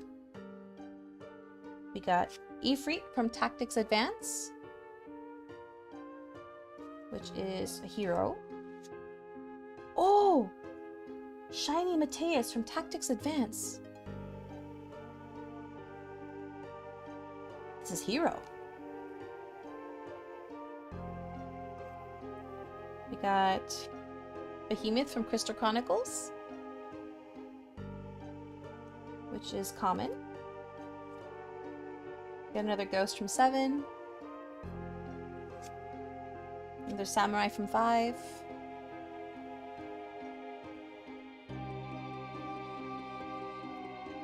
Got another Juggler from Tactics Advance. We got a Leather Worker from 14, which is common. We got the Pictological version of Fermelda from Tactics Advance 2, which is common. And a Goldsmith from 14, which is common.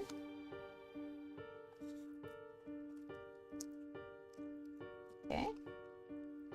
Second to last one.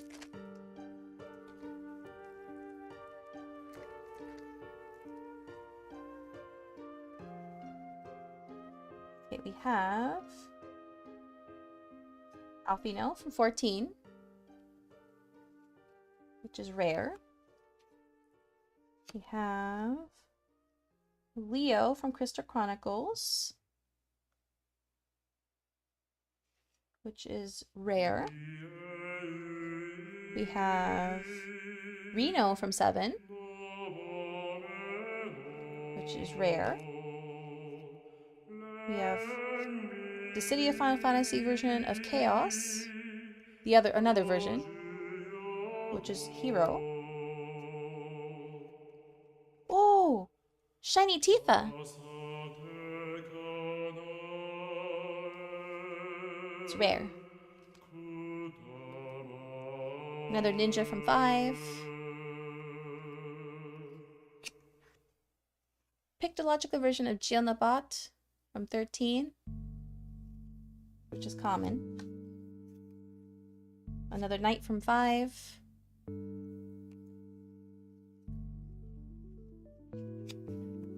Got a blacksmith from 14, which is common. Another alchemist from 14. Another Alhanalim, Pictologica. And another Johnny.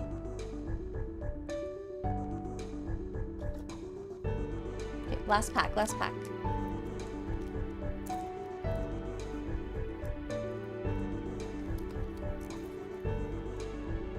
Technically last pack. There's technically one more, but it's not a booster pack.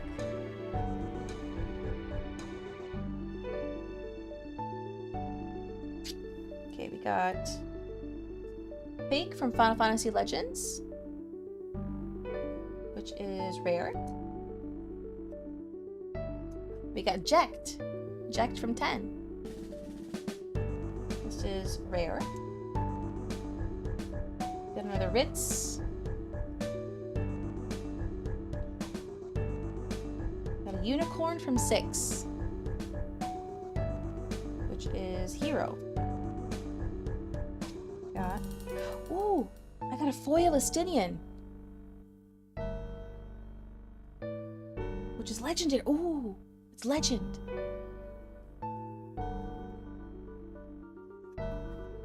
I got Soldier 3rd class from 7, which is common.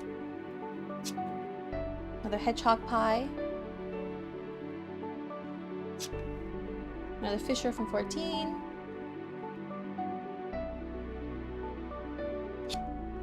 Another Assassin from Tactics Advance. Another Leatherworker from 14. Another Warrior of Light.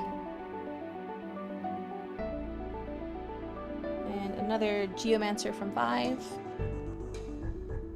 Time to hydrate.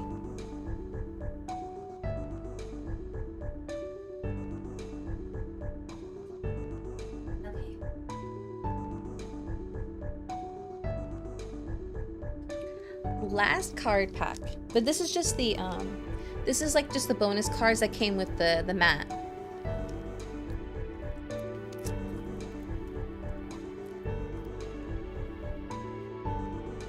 So we have,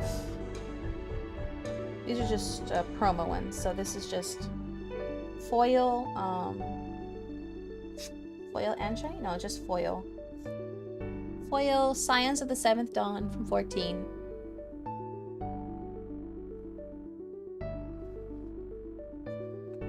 Yay, that's all of them. Yay!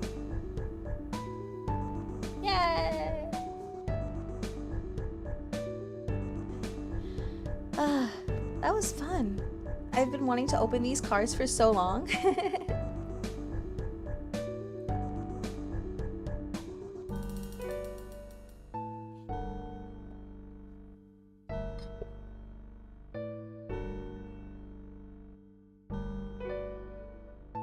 Okay, let's end stream. I got an army of cards. Yeah, we should.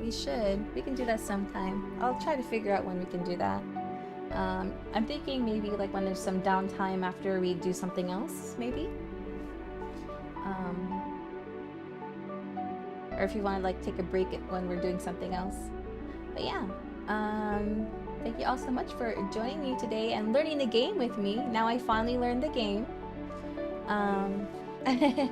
You truly enjoyed it. I'm glad. I'm very glad. So let's see. Let me go over next week's schedule. Let me grab it.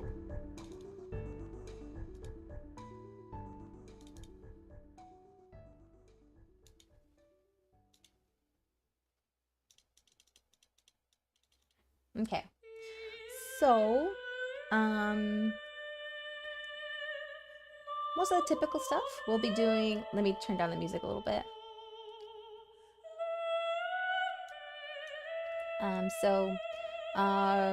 Tomorrow we'll be continuing our usual Mario Mondays. We'll be playing some Mario Yoshi's Island. Then Tuesday we'll be playing this. This might be our last Final Fantasy III stream because we are at the very end. We are very close to the final boss. I kind of really do want to still do that secret dungeon with the Iron Giant.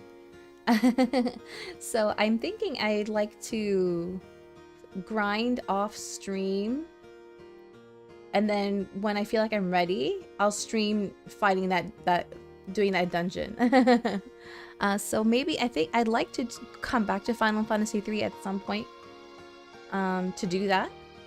It might be a while though. But yeah.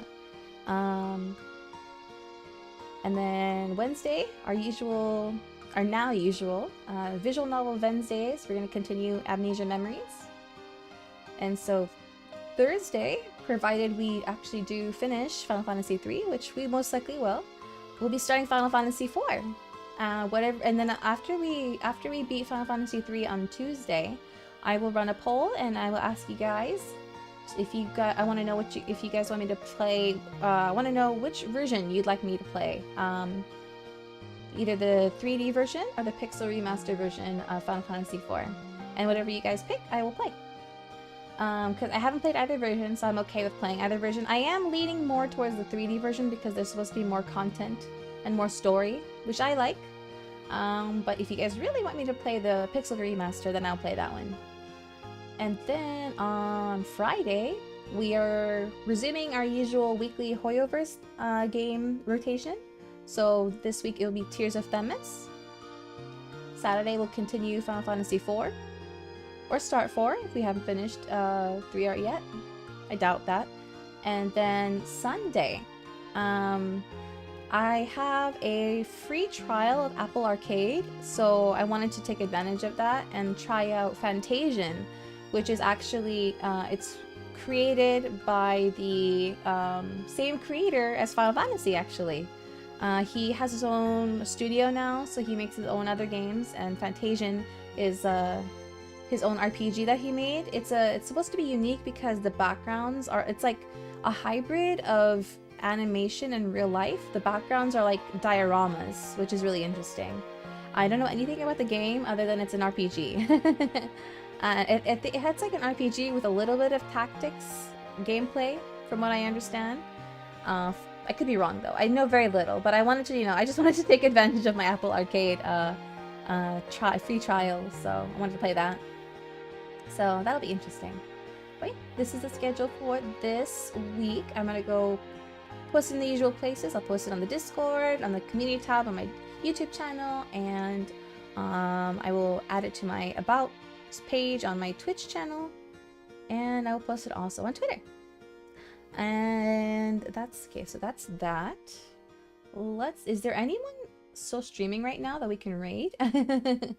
Let me see. Did I get a suggestion? I think I did. I did. Let me see if they're still live. Let's see if they're still live.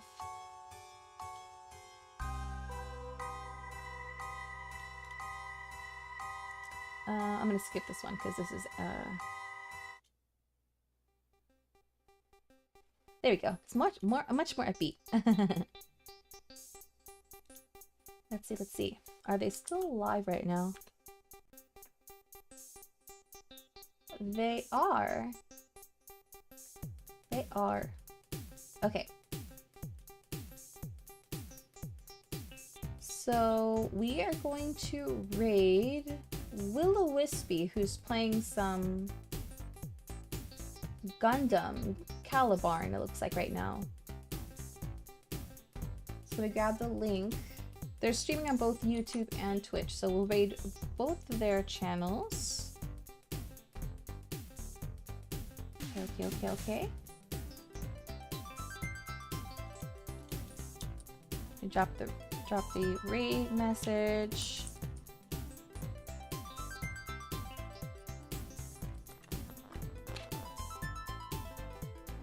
And let me do the same thing for Twitch.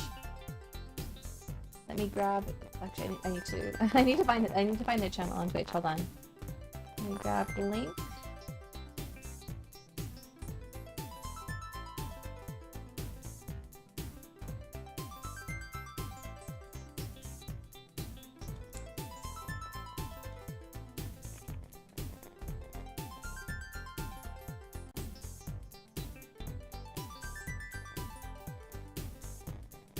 Did I go through? There we go. Okay.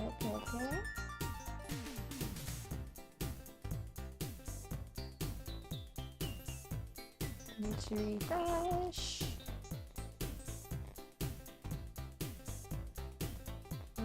Whoa.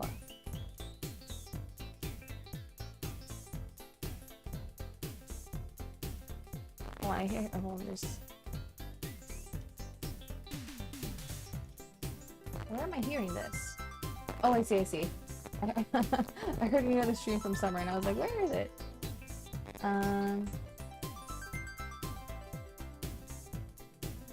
Alright. I think we're good to go.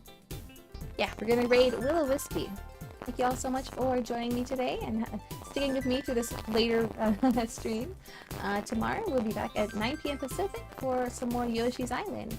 And until then, I hope you have a lovely rest of your night. I hope you rest well if you're going to bed. If your day is just getting started, I hope you have a lovely rest of your day. And I hope to see you all tomorrow.